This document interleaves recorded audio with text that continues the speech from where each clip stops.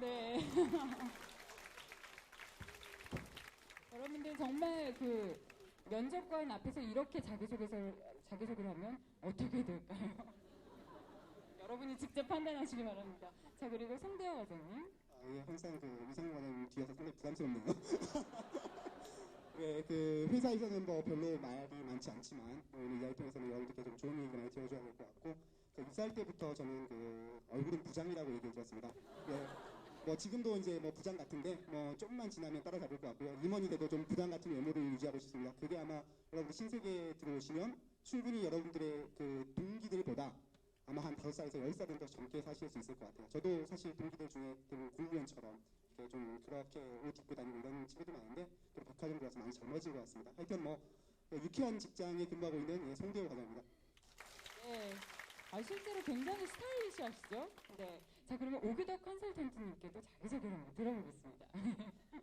안녕하세요. 앵크루트 인맥에 한 분이 이런 글을 올렸어요. 하늘은 운이 없는 사람을 세상에 내놓지 않는다. 이런 글을 읽고 제가 굉장히 감동을 받았거든요. 제가 많은 학생들을 만나고 상담해주고 하는데 한두 번의 실패에 좌절하거나 포기하는 사람도 적지 않아요. 제가 봤을 때는. 마음의 문제인 것 같은데 포기하지 않는 자에게 공채 합격의 행운은 올 것입니다. 여러분 힘내십시오. 화이팅! 고맙습니다. 잠시 제 소개를 하자면요. SBS의 자회사인 SBS CNBC 경제 채널에서 앵커를 하고 있는 박세암입니다. 혹시 저를 만약에 보셨다면 지하철에서 많이 보셨을 것 같은데 한국투자증권 뱅키스 광고 모델을 했었고, 그걸 통해서 아마 여러분들 많이 아시지 않을까, 만약에 아신다면. 한때 마이다스에 출연을 하기도 했었고 영화에 종종 목소리로 출연을 하기도 합니다. 목소리만 부르더라고요, 저를. 이제 오늘부터 개봉하는 통증에도 나오는데 뉴스 진행하는 앵커로 목소리만 출연합니다. 네, 자, 이제 여러분들과 제가 면접관이 되어서 이 채용하시는 이 인사팀 과장님들의 진심을 들어보도록 하겠습니다. 지금 팽팽하게 긴장감이 있어요. 서로 자기 회사를 잘 소개해야 하기 때문에. 그래서 이걸 잘 이용하신다면 여러분들 진짜 숨겨진 어떤 진실을 들을 수 있을 것 같습니다. 저희 실제로 채용 전형의 순서를 주제로 삼을게요. 당장 서류 전형에서는 어떤 이력서와 어떤 자기소개서에 호감이 가는지, 그 다음에 면접에서 정말 기업이 이런 인재를 원한다, 면접할 때 이런 단어를 쓰면 안 된다, 뭐 이런 얘기를 저희 OX 퀴즈도 준비를 했습니다. 끝까지 함께 해주십시오. 자, 그러면 먼저 취업을 준비하기 전에 내가 어떤 진로를 설정을 해야 되는지, 그게 가장 중요하겠죠. 여기 계신 분들께 듣도록 하겠습니다. 인사 담당자분들께서도 구직자셨을 때가 있었을 텐데 어떻게 이 회사 들어가서 인사 업무라는 진로를 선택을 하시게 됐는지, 자, 순서에 집착하고 계시는 송대화 과장님께 먼저 듣도록 하겠습니다. 네. 제가 어떻게 신세계 입사 지원을 왜 인사팀에서 근무를 하시게 됐는지, 더불어 회사. 네. 예, 진로 설정은 아까 제가 한번 자세하게 말씀드렸죠. 예, 여성이 있는 곳에서 이제 근무 한번 해보고 싶다. 예, 라는 게 뭐 저의 꿈이었었고요. 이제 뭐 실행이 돼서 되게 좋고, 인사라고 하는 직무는 그 사실은 글쎄 여러분들 나중에 직장 생활을 하시다 보면 그 하시겠죠. 저 인사라고 하는 직무의 정답은 이런 것 같습니다. 본인이 하고 싶다고 할 수 있는 것도 아니고 하기 싫다고 못하는 것도 아니다. 개인적으로는 아까 말씀드렸던 직무 중에 SM이라고 하는 걸 되게 하고 싶어 했었습니다. 근데 하여튼 너는 인사 한번 해봐 라고 해가지고 했다가 한 6여 년 만에 어렵게 이제 매장 관리자 SM 한 2년 하니까 다시 또 좀 끌려와서 이렇게 인사를 하고 있습니다. 그러니까 인사를 하는 직무 자체는 그 사람을 되게 아끼고 따뜻하게 해야 하고 사랑해야 하는데, 뭐 하여튼 그러한 것이 뭐 제가 있다라고 느끼셨었는지는 모르겠고요. 아무튼 뭐 지금 근무하고 있는 걸 가지고 그렇다고 제가 싫다는 건 전혀 아니고 상당히 자부심을 느끼고 있고, 여러분들 사람을 배려할 줄 알고 따뜻하게 감싸할 줄 알고 때로는 동기부여해주고 때로는 또 혼낼 줄도 알고 이러신 분들이라면 어느 분들이나 인사에 근무하실 자격이 있지 않으실까 싶습니다. 이상민 과장님께서는 왜 신한은행 선택하셨나요? 보통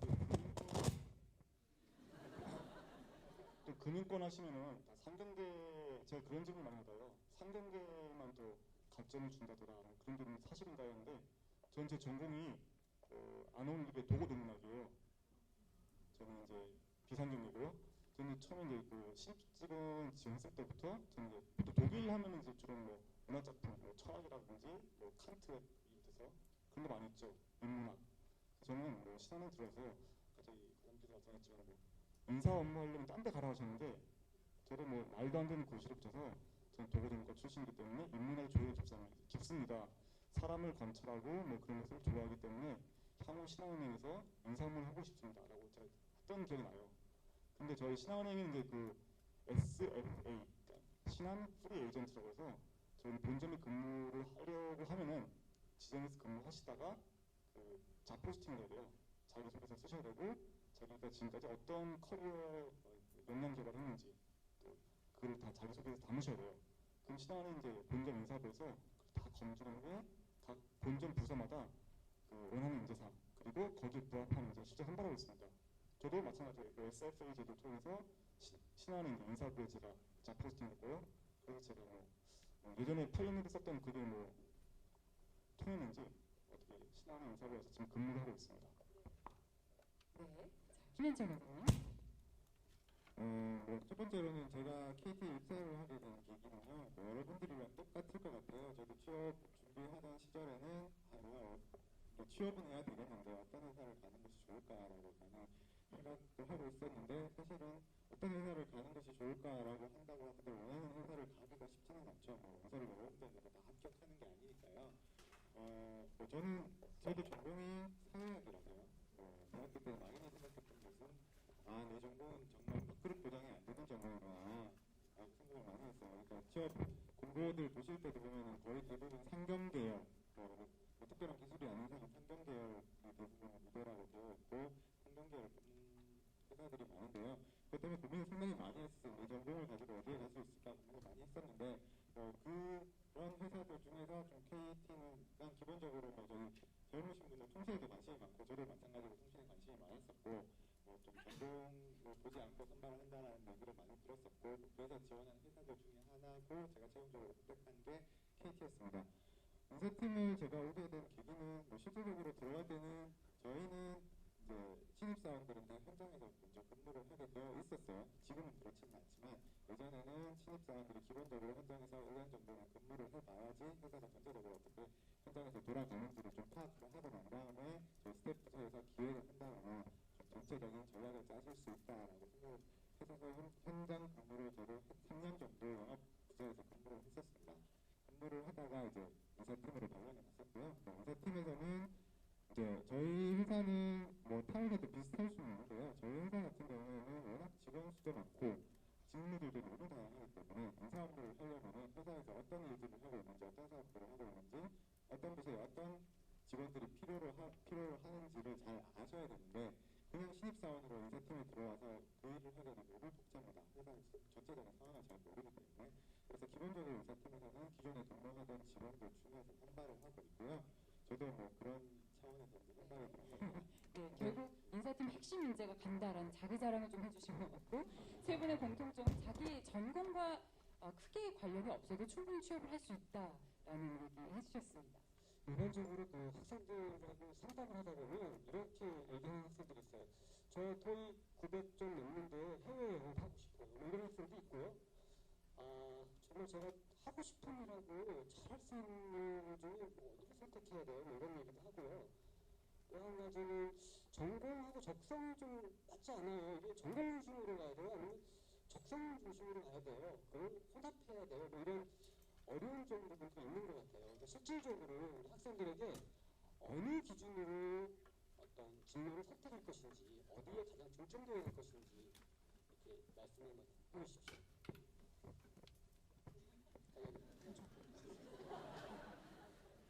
네, 사실은 이제 하고 싶은 일과 잘할 수 있는 일을 항상 했었을 때 이제 선배들께서 정답처럼 말씀하시는 거는 제가 잘할 수 있는 일을 해라라고 그렇게 말씀들을 하시는 것 같아요. 근데 그렇게만 딱 단편적으로 정답을 내리는 것보다 본인이 하고 싶은 일들을 여러 가지를 같이 경험해 보실 수 있잖아요. 그 아르바이트 형태가 됐건 인턴십 형태가 됐건 하고 싶으신 일들 중에서 본인이 잘할 수 있는 일을 영향을 매칭시켜가지고 하시는 것이 좀 맞지 않을까 싶은 생각이 들고요. 그다음에 전공과 이제 적성을 이제 말씀해 주셨었는데 저는 개인적으로 사실 4년간의 학교에서의 공부가 물론 열심히 하셨겠죠. 물론 열심히 하셨겠지만 그게 뭐 학문에 있어서 정말 짧은 기간이잖아요. 저는 그 짧은 그 4년 동안의 공부는 그동안 이제 말 그대로 교양 공부를 했다라고 생각을 하시고 이왕이면 꼭 전공을 살리셔야 될 직무가 아니시라면 적성에 맞는 직무를 택하시는 것이 맞지 않을까 저는 생각을 합니다. 다음 이상민 과장님. 여러분들 보통 이제 은행에서 무슨 업무를 하는지 잘 모르시죠. 뭐 특히 본점이면 더 잘 모르실 텐데요. 보통 저 신한은행 같은 경우는 이제 신입직원 들어오시면 의무적으로 짧게는 1, 2년, 길게는 뭐 5, 6년에서 10년까지 지점에서 근무하시다가 이제 본점에 오실 기회가 생깁니다. 근데 지점에서 근무는 사실 뭐 학생이기 때문에 근적이 아마 우리은행입니다 이러는데요. 지점을 한번 방문 한번 해보세요. 방문해서 전 기왕인데 신한은행 지점을 방문하시기 원하는데요. 그래서 그 앉아있는 좀 제일 그 파릇파릇 좀 젊어 보이는 신입직원에게 창구에 앉아서 물어보세요. 선배님, 저 신한은행 지원하고 싶습니다. 어떤 업무를 하고 계신가요? 정보를 얻어가고 싶습니다. 그러면 선배님은 아마 제가 장담하는데 신한은행의 신입직원이라면 누구든지 다 정말 답이 되는 아마 답을 해드릴 거예요. 거기서 일단 그 지점에서 하는 업무에 대해서 답을 얻으시고요. 지점일이 뭐 입금, 출금, 뭐 카드 업무 이 정도만 알고 계실 텐데 오히려 방법이 많습니다. 그리고 지점에서 근무하시면서 이렇게 기본적인 뭐 자금 업무 배우시고요. 그리고 이제 1, 2년 동안이면은 본인의 그런 역량 개발을 은행 내에서 어떻게 해야 될지 아까 보신 것처럼 뭐 증권 운용을 할 것인지 아니면 PB 고객을 하고 싶다든지 아니면 또 기업 저 같은 경우는 기업 고객 상대 또 기업 금융 업무를 했었는데요. 그런 걸 하고 싶다든지 본인의 그 로드맵을 만드시는 게 되게 중요한 것 같아요. 그런 거는 아마 또 신한은행 또 지점에서 근무하시다 보면 지점에도 또 본점 계시다가 지점 나오신 분 많이 계시거든요. 그래서 선배님 말씀 잘 듣고 또 신한은행 내에는 COP라고 해서 학회, 동아리 이런 것도 많이 있습니다. 예를 들면 중국 연구 동아리라든지 뭐 금융공학 동아리라든지 그런 걸 통해서 적극적인 뭐 지점 외에 많은 활동 하시다 보면요 본점에서 어떤 일을 하실지 아마 당연히 사실 거예요. 네. 자, 다음은 신민철 의원님. 진로를 적성에 맞게 선택을 하느냐, 전공에 맞게 선택을 하느냐 항상 고민이 되는 문제인데요. 이거는 여러분들 회사 지금 취업하실 때도 마찬가지고 회사를 들어오셔도 저희 회사 같은 경우는 특히 고민이 많이 되십니다. 적성에 맞는 업무를 할 것인가, 아니면 전공에 맞는 업무를 할 것인가. 저희 회사는 아까 소개 드릴 때 말씀을 드렸듯이 클라이언트 마켓을 통해서 본인이 조금 안 맞는 분야라든가 내가 또 좀 더 맞는 분야로 충분히 이동하실 수 있는 기회가 다양하게 펼쳐져 있고요. 실제로 가장 중요한 거는 내가 잘하는 업무를 할 것인가 아니면 나에게 맞는 전공에 맞는 적성에 맞는 업무를 할 것인가는 좀 본인한테 달려있다고 생각을 합니다. 실제로 여러 가지 경험들을 다양하게 조금은 젊을 때 해보면서 내가 잘하는 일을 하는 게 더 좋을지 아니면 적성에 맞는 일을 더 나의 목표에 맞을지 좀 고민을 해보시는 게 맞을 것 같고요. 뭐 지금은 좀 다양하게 경험해보시면서 선택하실 수 있는 시간이라고 생각을 합니다. 여기에 대해서 저도 한 가지 좀 조언을 드리고 싶어요. 여기 계신 분들이 4학년이실지 또 몇 학년인지 잘 모르겠지만 저 같은 경우에는 저도 제 직업은 지금 저널리스트 앵커를 하고 있지만 신방과를 나오진 않았습니다. 대학에서 중국어와 정치 외교학을 공부했는데 이 저널리스트가 되기 위해서는 많은 배경 지식이 필요하다고 해서 제2 외국어인 중국어와 또 정치 외교학을 공부하면서 기본적인 소양을 쌓았거든요. 내가 진짜 뭘 하고 싶을까? 저도 그거 4년 내내 고민을 했어요. 그래서 잡지나 신문, 어떤 여러 가지 저널에서 나오는 딱 보면서 진짜 멋있다. 내가 이렇게 되고 싶다라고 하는 분들을 모두 스크랩을 해봤습니다. 그랬더니 공통점이 나왔습니다.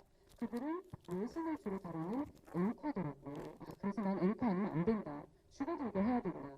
라고 생각을 해서 일로 적성을 여기가 내 적성이다라고 하고 그쪽으로 진로를 잡았습니다. 네, 이 얘기는 꼭 제가 해드리고 싶었어요.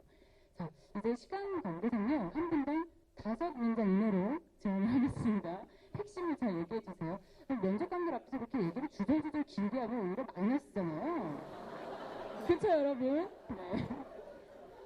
네. 자, 이제 압박 질문 들어갑니다.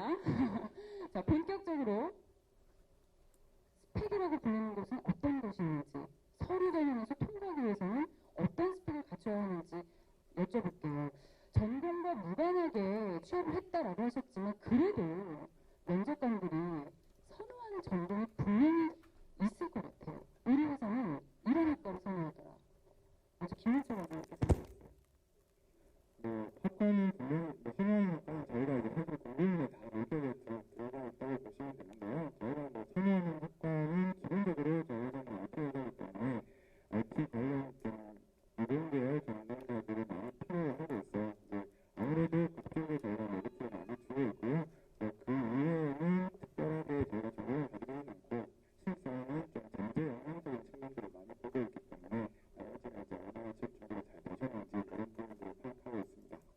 여러분들 그러면 면접 시 정말 여기는 전공 안 본다고 해서 저는 무관하지만 왔습니다. 이렇게 얘기해 주시면 되는 거예요. 네, 이상입니다. 은행이다 보니까 최소한 덧셈 뺄셈을 하실 수 있는 그런 수업 능력이 필요하고요. 다만 상경계분, 인문계분도 많이 모이시는데 저는 개인적으로 의외로 또 수학과라든지 통계학과 분들이 많지가 않아서 이런 분들 의뢰 계시는 뭐 리스크 관련이라든지 또 상품 개발하는 걸 할 수 있기 때문에 이런 분들 좀 더 많이 오셨으면 좋겠고요. 전공에 따라서 서열화를 시킨다든지 가점, 감점 등은 그냥 조직 차원에서도 손해입니다. 전공 하나 때문에 사람을 뽑고 안 뽑다면 정말 뽑아야 문제를 버린 게 생길 수 있거든요. 그렇기 때문에 저희는 전공은 좀 따지지 않는 게 사실이고요. 다만 여러분 최소한 덧셈 뺄셈 할 수 있는 그 수리 능력을 키워주셔야 됩니다. 그래도 은행 다니니까 경영학과가 좀 더 많지 않나요? 실제로 경영학 신입 직원 중에 약 40%가 경영, 경제, 상경대 있어요. 근데 10%가. 근데 여러분이 아시다시피 지금 모든 대학교들이 워낙 경영학과, 경제학과가 이런 수가 많다 보니까 또 실제 지원자 수도 많고요. 어떤 그 선입견 때문에 실제 상경대자분들이 너무 많이 지원하시고 뽑다 보면 그런 분들이 많아질 수밖에 없는 것도 사실입니다. 네. 선배님.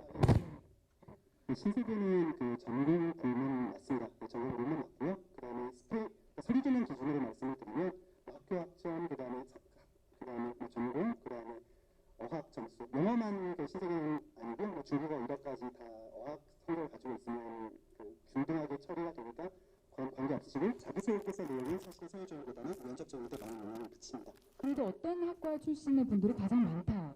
이런 게 있잖아요. 사실 내부적으로 얘기할 때. 과거에는 상경계 의대가 좀 있었습니다. 근데 이제부터는 저희가 그걸 없애기로 했기 때문에 앞으로는 상경계 의대가 없을 거고요. 과거에는 상경계가 전부 40% 정도 차지했었습니다. 실질적으로 은행 같은 경우에 아까 상경계가 40% 정도 된다고 했었는데요. 그 상경계나 이공계열은 뭐 이렇게 뽑는 경우는 많은데 사실 어문계열이나 사회계열 쪽은 상대적으로 좀 약하거든요. 은행 같은 경우에는 어문이나 사회계열 쪽 학생들이 어느 정도 공부하고 있습니까? 어문 사회계열 같은 경우는요. 저도 이제 어문계열 출신이지만요. 최소한 요새는 또 다들 국정을 하시기 때문에 기본적인 상경계 지식이 다들 있으시더라고요. 그렇게 저희가 면접에서 물어보는 웬만한 경제 상식 질문은 다들 하시고 다만 정말 최소한의 준비도 안 해오신 분들도 외로 많이 계십니다. 그렇기 때문에 그런 분은 저희가 뭐 덧셈 뺄셈 못하겠다 안 되겠다라고 판단하는 것은 아니고 솔직히 말씀드리면 이 사람은 좀 준비가 덜 됐구나. 많은 기업들 다 찔러보고 신한은행도 되면 좋고 안 되면 말고 이런 인재구나라고 판단하기 쉽기 때문에 저희가 떨어뜨리는 일은 많이 있고요. 사실 비상경계 분들은 그런 것 때문에 좀 스스로 좀 무너지시는 게 많이 있어요. 스스로 면접할 때 나는 비상경제니까 경제 지식 물어보면 어떡하지? 상식 물어보면 어떡하지? 스스로 위축되시다 보니까 본인의 역량을 발휘하지 못해서 떨어지시는 게 많이 있습니다. 중요한 포인트는 스스로 위축되지 말아라. 네. 자, 김현정 회장님은요? 실제로 뭐 특별하게 전공이라기보다는 이제 뭐 면접 보실 때 사실은 좀 저희가 보는 부분들은 저희 회사에 대해서 좀 관심이 있으신 분들 아까도 저기 여기서 컨설턴트님께서 아까 설명을 해주셨는데요. 얼마나 저희 회사에 대해서 구체적으로 관심이 있는지 열정이 구체적으로 있는지 열정이 있는 분들 좀 구체적으로 표현하실 수 있는 이런 부분들을 좀 어필을 해주시는 게 가장 중요하다고 생각을 합니다. KT는 회사 사업 내용을 좀 더 구체적으로 파악하고 있는 게 우리 취업 준비생들께는 중요하다라는 느낌이 드는데요. 이 학벌을 높이고 또 전공을 바꾸기 위해서 소위 스펙을 리셋하시는 분들이 있습니다. 예를 들면 다시 학교를 들어간다던가 전과를 한다던가 편입을 한다던가 이게 현명한 방법일까요? 그러기 위해서 또 시간을 쓰기 때문에 기회비용이라는 것도 있잖아요. 우리 취업 선배들께서 보시기에는 그것이 정말 현명한 방법이라고 생각하는지 먼저 이상훈 과장님께 여쭤볼게요. 네, 저희 대부분의 기업들이 스텝, 그러니까 뭐 스펙이라고 하죠. 한국말로시로 그것들을 안 본다라고 하지만 그것을 뭐 전혀 반응을 안 하는 것은 아닙니다. 저희가 보통 뭐 졸업 예정자분들이 많이 오시는데 그 중에는 이제 졸업하신 지 6개월이나 1년 지나신 분들이 많이 계세요. 그런 분들은 제가 꼭 물어봐요. 그동안에 뭐 했냐. 거기에 대한 그 지난 1년간 그 6개월 동안 어떤 걸 하셨는지에 대해서 반드시 그 어떤 가시적인 아웃풋이 있으셔야 되고요. 거기에 대한 충분히 또 설명할 준비되어 있으셔야 됩니다. 손대현 과장님. 네, 그 선배로서는 그럴 필요 없다라고 얘기를 하고 싶고요. 그다음에 사실 인사 담당자로서는 그럴 필요가 있다라고 생각합니다. 이상입니다. 진심을 들었습니다. 그 리셋하다 보면 졸업을 유예하잖아요. 예를 들면 취업을 위해서 한 학기나 1년을 유예할 경우에 그 기간 동안 무엇을 했는가 중요하다. 그게 중요하다고 말씀하셨는데 실질적으로 평가할 때 유예했기 때문에 취업의 준비 기간이 길었기 때문에 평가에 실질적으로 영향을 주거나 하지는 않나요? 우리 그러니까 나이 때문에 어떤 차이가 있지 않는 말씀이신가요? 나이 말고요. 그러니까 졸업을 취업 때문에 휴학 기간이 길다던가. 예. 저 같은 경우도 대학교를 5년 만에 졸업했고요. 요새는 다들 뭐 5년 다니시잖아요. 군대를 빼면. 그래서 뭐 평균이죠. 네. 5년, 6년이 기본이고 나이에서는 사실 뭐 저희가 시험 이번에는 연령 제한이 없습니다라고 하지만 솔직히 뭐 저희 상반기 때도 그래요. 나이 45살 먹으신 분께서 지원하셨어요. 뭐 새마을금고에서 과장하다가 그만뒀는데 이번 기 다시 한번 뭐 신앙에서 젊은 느끼고 싶어 지원했습니다. 근데 45살이면 지원장 나이거든요. 여러분 신입 지원했습니다. 근데 안녕하십니까 45살 누구입니다. 이러면 좀 곤란하겠죠. 저희가 이제 연령은 다만 너무 많지 않으시면 좋고요. 그리고 다만 이제 학교 졸업 늦은 것에 대해서는 아까 말씀드렸다시피 어떤 것에 있는지 좀 구체적으로 막연하게 뭐 졸업장치 못했습니다라든지 상경기 공부를 안 했습니다. 이런 게 아니라 구체적으로 어떤 대회 수상 경력이라든지 아니면 뭐 실제로 뭐 성적표가 몇 점이 몇 점 증가다든지 그런 가시적인 아웃풋을 자랑하시는 것이 제일 좋습니다. 저희들이 알기로 편입이나 전과를 한 학생들의 경우에는 스펙을 높이기 위해서라고 알기보다는 면접관들이 사회 부적응자구나, 집단 내에서 좀 적응 못했기 때문이구나라고 생각해서 마이너스 요인이 된다고 알고 있는데 실제로 그런가요? 편입이나 전과 같은 경우에 불이익이 있습니까, 김현철 회장님? 전혀 불이익이 없고요. 저희가 흔히 학력 세탁이라고 얘기를 하는데 물어보면 편입이나 전과를 하시면서 조금 더 좀 좋은 전공, 취업에 유리한 전공, 좀 유리한 학교 이렇게 이동을 하시는 분들이 상당히 많으세요. 지원자분들 중에서도.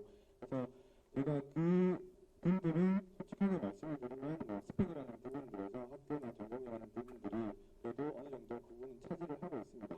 그렇기 때문에 그 사람들이 본인의 좀 스펙을 높이기 위해서 본인의 좀 전공을 조금 더 좋은 쪽으로 가져가기 위해서 노력을 한 부분들이라고 인정을 하고 있기 때문에 특별하게 차별을 주지는 않습니다. 송대회 과장님 차별 없던가요? 차별 네, 편입이나 전과. 예. 혹은 뭐 재수 3수 4수 한 학생들의 경우. 뭐한 10수 정도까지 가면은 이제 좀 차별이 있을 수는 있을 것 같고요. 한 3, 4수 정도까지는 없을 것 같고요. 편입을 했다고 해서 이 사람 예컨대 저 성균관이니까 성균관도 경영학과로 입학한 사람과 뭐 다른 학교에서 안 가가 성균관대 경영학과 편입한 사람의 차별 이런 걸 말씀하시는 것 같은데 뭐 저희 신상은 없습니다. 혹시 말씀하시다가 중간에 얘기하고 싶으신 거 있으시면 그냥 말씀하셔도 돼요. 제가 다음번에 기회를 안 드려도. 이상문 과장님 뭐 말씀하고 싶은 거 있나요? 물론 이제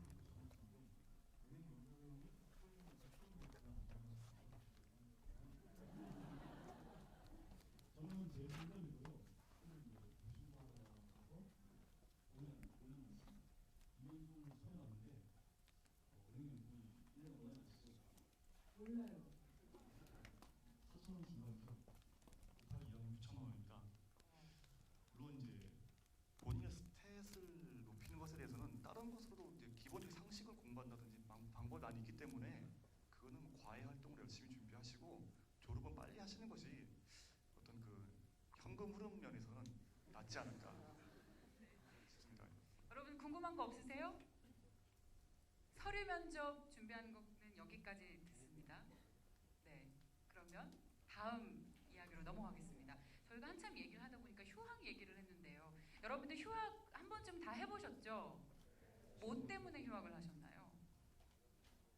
주로 휴학하면서 뭐 하셨어요? 어학연수, 그쵸? 영어 공부하려고 거의 휴학을 하잖아요. 그만큼 최근에 기업들이 인재를 채용하는 데 있어서 중요하게 보는, 아니 지금 뭐 중요하지도 않고 기본인데 영어들 잘 하시나요? 취업 선배분들. 자, 실례지만 영어 점수를 좀 물어봐야겠어요. 저 괜찮죠?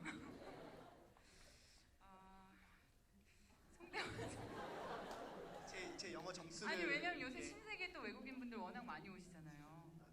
영어 잘. 협력사원분들께서 영어 잘 하시고요. 네, 매장에 근무하시는 분들 영어 잘 하시는 분 많아서 뭐 문제될 건 전혀 없고요. 개인적으로는 진짜 참 이 얘기를 참 이 자리에서 하는 게 진심을 듣는 자리니까 얘기를 하네요. 영어를 잘했으면 신세계를 입사를 안 했었을 것 같습니다. 당시에는 신세계는 영어를 거의 보지를 않았었던 것 같아요.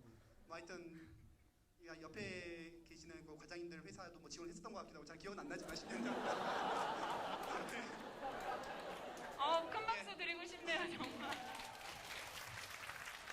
아무튼 네. 근데 지금은 그 영어는 저희도 뭐 기본이라고 생각을 하고요. 다만 이제 중요한 거는 유학 가실 거 저는 개인적으로 한 2년 가셔서 마스터를 하고 오시는 게 그냥 일상회화 정도 하시는 수준 말고 마스터를 하고 오시면 정말로 또 직장 내에서 그 프리미엄 있으실 수 있으시거든요. 이왕 가실 거면 제대로 하고 오셔라라고 말씀드리고 싶죠. 네, 오늘 인사 담당자들이 진심을 듣는데 성공하고 있는 것 같습니다.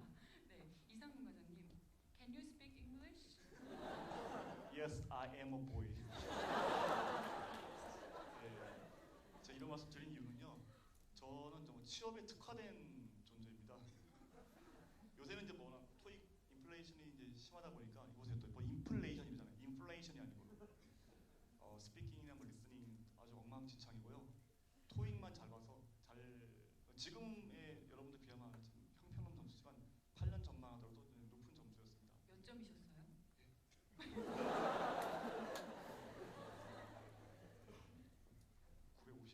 955였고요. 요새 다들 990 이러던데. 네. 죄송합니다. 네, 잘 심지어 알겠습니다. 합격자 중에는 토익 점수를 안 내신 분도 많이 계십니다. 그래요. 최근에도 그러신가요?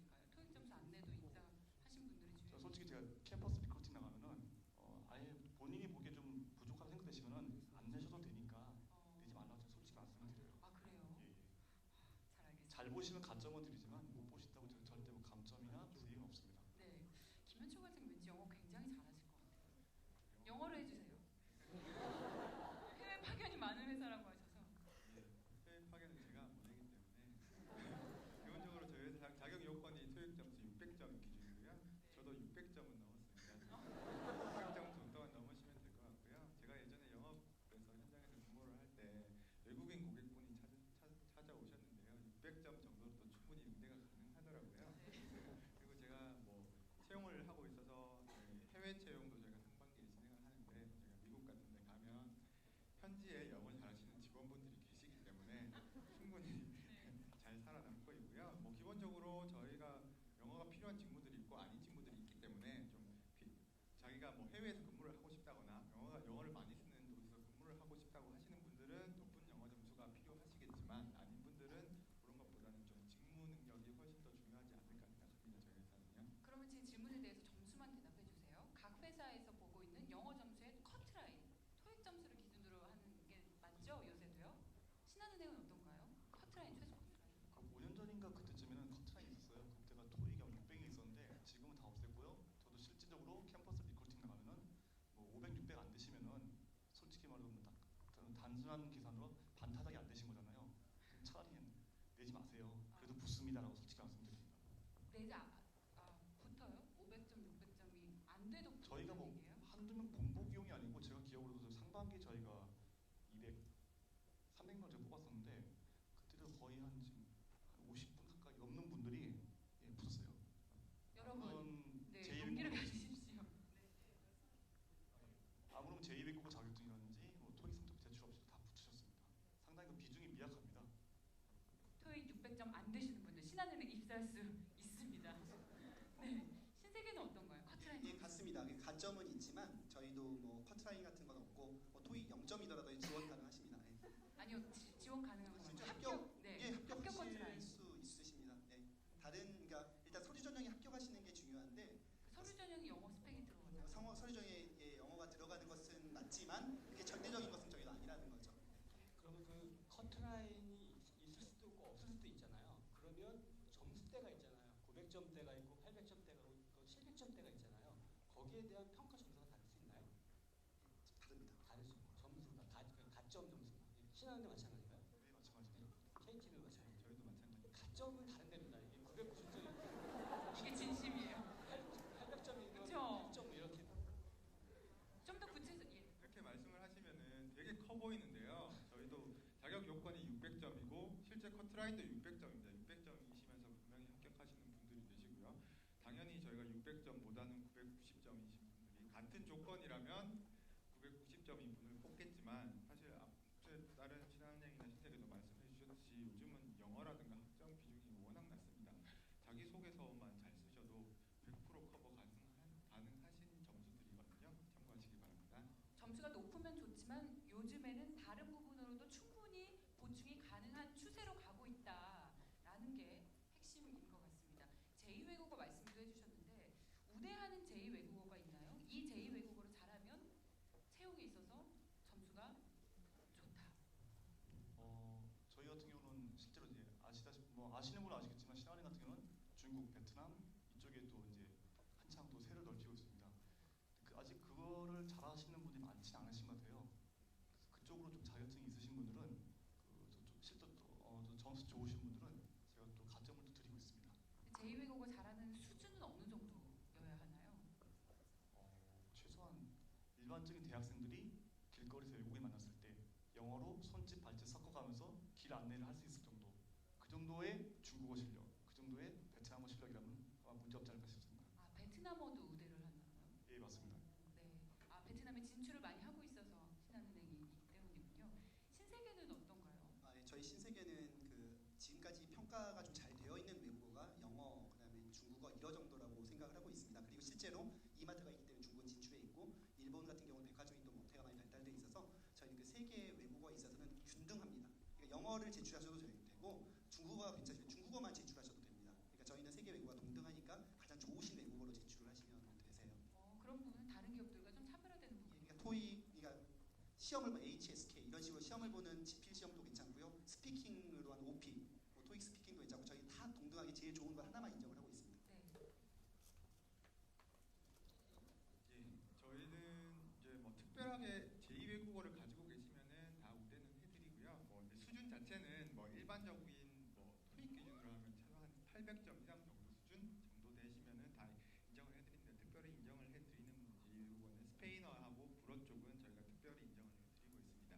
저희가 아무래도 좀 아프리카라든가 좀 이쪽 사업들을 새로 시작하고 있는 데가 많아서 그쪽에서 많이 사용하고 있는 언어들이 스페인하고 불어라서요. 이쪽 부분들은 저희가 특별하게 인정을 해드리고 있습니다. 기업마다 원하는 제2외국어가 분명히 다르군요. 네, 컨설턴트님. 일반적으로 그 영어 면접을 볼 때 두 가지 패턴이 있는 것 같아요. 하나는 면접관이 외국인, 네이티브일 경우가 있고 아니면 또 한 가지는 영어를 잘하시는 한국인이 면접관일 수 있어요. 근데 거기에 따라서 평가 방법이 좀 다르더라고요. 예를 들면 이런 원칙이거든요. 네이티브한테 영어 면접할 때는 말을 많이 하면 안 됩니다. 왜냐면 이게 문법에 문제가 생길 수 있기 때문에. 그렇지만 한국인의 면접관일 경우에는 문법에 약간 문제가 있어도 자신 있게 얘기하는 게 되게 중요하다고 얘기하거든요.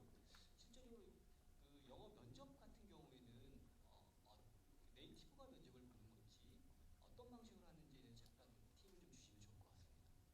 정말 질문 예리하시네요. 네. 저희는 1차 면접 때 이제 아까 영어로 요약해서 프리젠테이션을 하는 그 면접이 있다라고 말씀드렸고 한 1분 정도 말씀을 하시면 그 네이티브 면접관이 한 2개 정도 질문을 드리고 답변하는 걸 통해서 판단을 합니다. 아무래도 문법이 중요하겠죠. 네.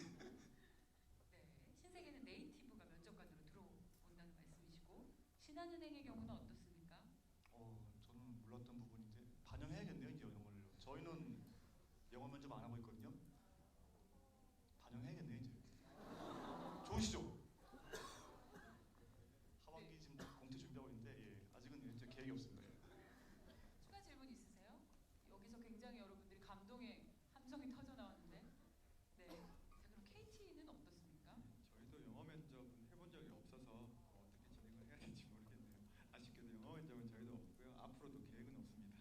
국내를 대표하는 이 유수의 기업들 가운데에서도 아직 영어 면접이 없는 회사가 있다는 거 정말 희망적이지 않습니까? 네. 자, 그럼 영어 스펙에 관한 이야기는 여기서 마치겠습니다. 여러분들 준비하시는 게 이제 학과 그리고 학교 영어 또 하나 여러분들께서 스펙 준비하시는데 중요한 게 있다라고 하면 뭐예요? 뭐에 가장 시간을 많이 쓰고 계세요? 이렇게 정답이 금방 나옵니다. 자격증. 영어만큼이나 네, 시간을 많이 할애하는 게 또 자격증인데 기업별로 질문 하나씩 드려보고 싶습니다. KT와 같은 경우에는 전문성이 굉장히 필요로 하는 기업 기업에 대한 사업 이해가 굉장히 중요하다는 느낌을 계속해서 받고 있어서 KT야말로 정말 원하는 구체적인 자격증이 있을 것 같습니다. 네, 김현철 과장님 소개해 주세요. 기본적으로 자격증을 저희가 신입사원 뽑을 때 판단하는 자격증들은요, 자격증을 신입사원들이 가지고 있다라는 부분들은 저희가 이 사람이 취업을 자격증은 대부분 취업을 하기 위해서 대학생분들이 많이 따시는데 취업을 하기 위해서 이만큼 노력을 해왔구나라는 판단 기준으로 1차적으로 삼고요. 그래서 조금 더 난이도가 있는 자격증일수록 저희가 어느 정도 가점을 더 드리고 있습니다. 그리고 기본적으로 저희가 IT 회사다 보니까 통신 관련 자격증이라든가 소프트웨어 관련 자격증 이런 부분들을 훨씬 더 우대를 하고 있고요. 기본적으로 저희가 마케팅 분야 같은 경우에는 유통관리사라든가 아니면은 여러 가지 조금 좋게는 회계사라든가 여러 가지 좀 관련된 자격증들은 저희가 다 인정을 해드리고 있어요. 그래서 가장 중요한 거는 지원서 쓰실 때도 본인이 가지고 계신 거는 다 써주시는 게 훨씬 더 도움이 되시고요. 무관하다고 정말 무관한 꽃꽂이라든가 운전면허증 이런 걸 제외하고는 다 써주시는 게 도움이 됩니다. 과장님 자격증 뭐 갖고 계세요? 없습니다. 네, 잘 알겠습니다. 저는 워낙 들어오기 쉬울 때 들어온 것 같습니다. 겸손의 갈수록 취업이 말씀이시죠. 어렵더라고요. 네. 제가 뽑아보니까. 네, 이상문 과장님. 신한은행 같은 경우에는 은행이잖아요. 은행을 준비하는 구직자들이 이 금융 3종 세트 자격증을 준비해야 된다. 이런 얘기가 일반화되는 것 같아요. 그래서 실질적으로 금융 3종 자격증 세트가 없으면 안 되는 건지, 금융 3종 자격증 세트가 어느 정도 영향력을 미치는지 좀 말씀해 주시겠습니까? 혹시 이 중에 금융 3종 세트 실제 보유하고 계신 분 많이 계시죠? 없으신가요?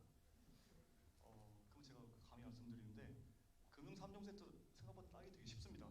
정말 학생의 신분이라면 몇 개월만 준비해 딸 수 있고 은행원이라서 좀 시간이 부족하다 하더라도 1년 내에 다 따야죠, 신입 직원들이.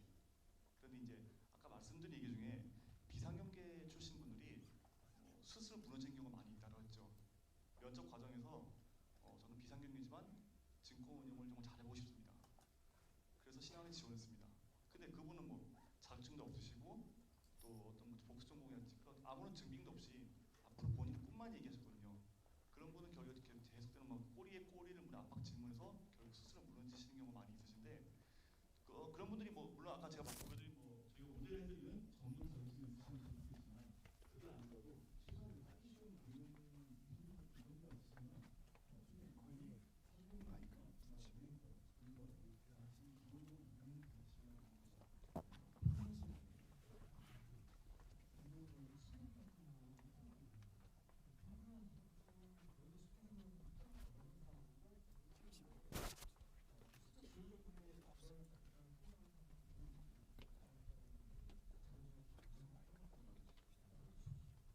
충분히 실제 지원하신 분들 중에 한 10에서 20% 분들 정도가 유통관리사 자격증 가지고 계신 것 같은데요. 저희는 자격증 여부는 일단 소리명이라든지 면접 적용 때 전혀 고려되지 않고 있습니다.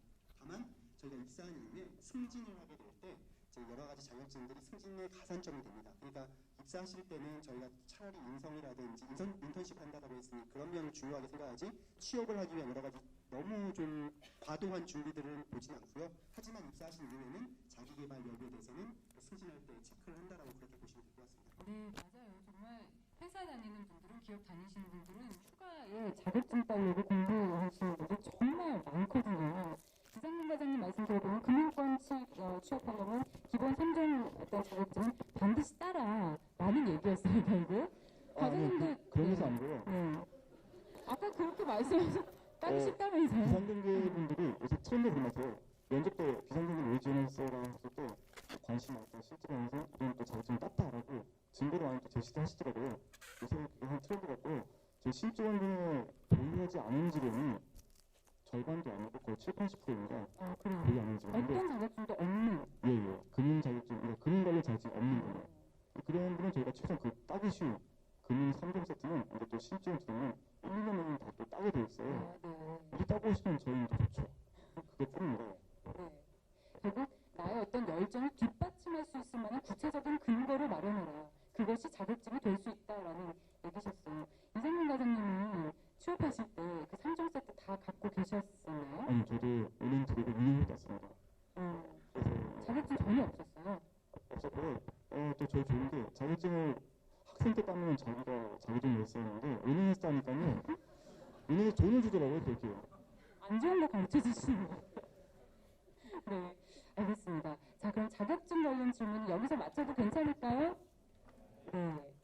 자, 그럼 다음은 인턴십에 대한 질문을 드릴게요. 요새 그 면접관들께 여쭤보면 워낙 스펙들이 좋고 준비를 잘 해오다 보니까 그래도 좀 차별화를 하기 위해서 인턴십들을 굉장히 많이 한다고 하는데 정말 실제로 인턴분들 들어오면 어떤 일을 하게 되는지 금융권이 굉장히 인턴십을 많이 선발하니까 신한은행부터 얘기해주세요. 저희 죄송한 얘기입니다. 인턴십을 저희는 공식적으로 운영하지 않고 있습니다. 예전에는 운영했었는데 그게 좀 운영하다 보니까 결국 또 하나의 취업을 위한 또 하나의 그 관문이 되어버린 바람에 상당히 좀 약간 과열되는 그 부작용이 생겼어요. 저희가 이제 공채 형태로 저희 인턴은 안 하고 있고요. 다만 그 본부 각 부서별로 또는 지점별로 희망하는 데 한해서는 개별적으로 뭐 한두 명 뽑는 경우는 있습니다. 그때는 저희 인사하고서 전혀 관여를 안 하고 있고요. 컨설턴트님께서 그렇다면 구체적인 질문을 좀 해주시죠. 신세계 같은 경우는 인턴으로 이제 모든 직원들을 뽑는다고 말씀하셨지 않습니까? 특별히 그렇게 선택한 이유는 무엇이고 어떤 점이 더 좋았습니까? 근데 저희가 인턴십을 이제 도입하게 되는 것은 사실은 인턴십으로 뽑히는 자체가 아까 말씀드렸지만 공채로 뽑히는 것과 큰 차이가 없습니다. 다만 이제 정말로 극히 일부 분들이 피해봤더니 나는 좀 유통학과 맞지 않아. 또 저희도 정말로 괜찮지라고 뽑아왔더니 정말로 얘는 좀 아닌 것 같아. 이 극소수를 가려내기 위한 인턴십이어서 이제 학생들이야 정말 만족도가 높죠. 일단 방학 동안에 아르바이트 대신 해서 만족도도 높고 그래서 아까도 말씀드렸지만 100 중에 정말 자기는 아니야 10%, 그다음에 우리가 아니야 10%에서 걸러내는 정도의 좀 약간 강화된 면접, 그러니까 확장된 면접이다라고 보시면 될 것 같습니다. KT 경우, KT 같은 경우는 이번 저희 그 채용설명 공식 SNS 사이트에서 글이 하나 올라왔는데 KT 인턴십 최종 면접이 떨어졌었대요.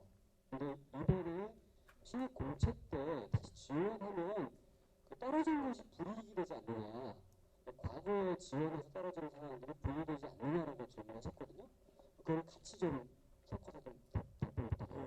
일단 저희가 상하 단계 그러니까 방학을 이용해서 인턴십을 현재 운영을 하고 있고요.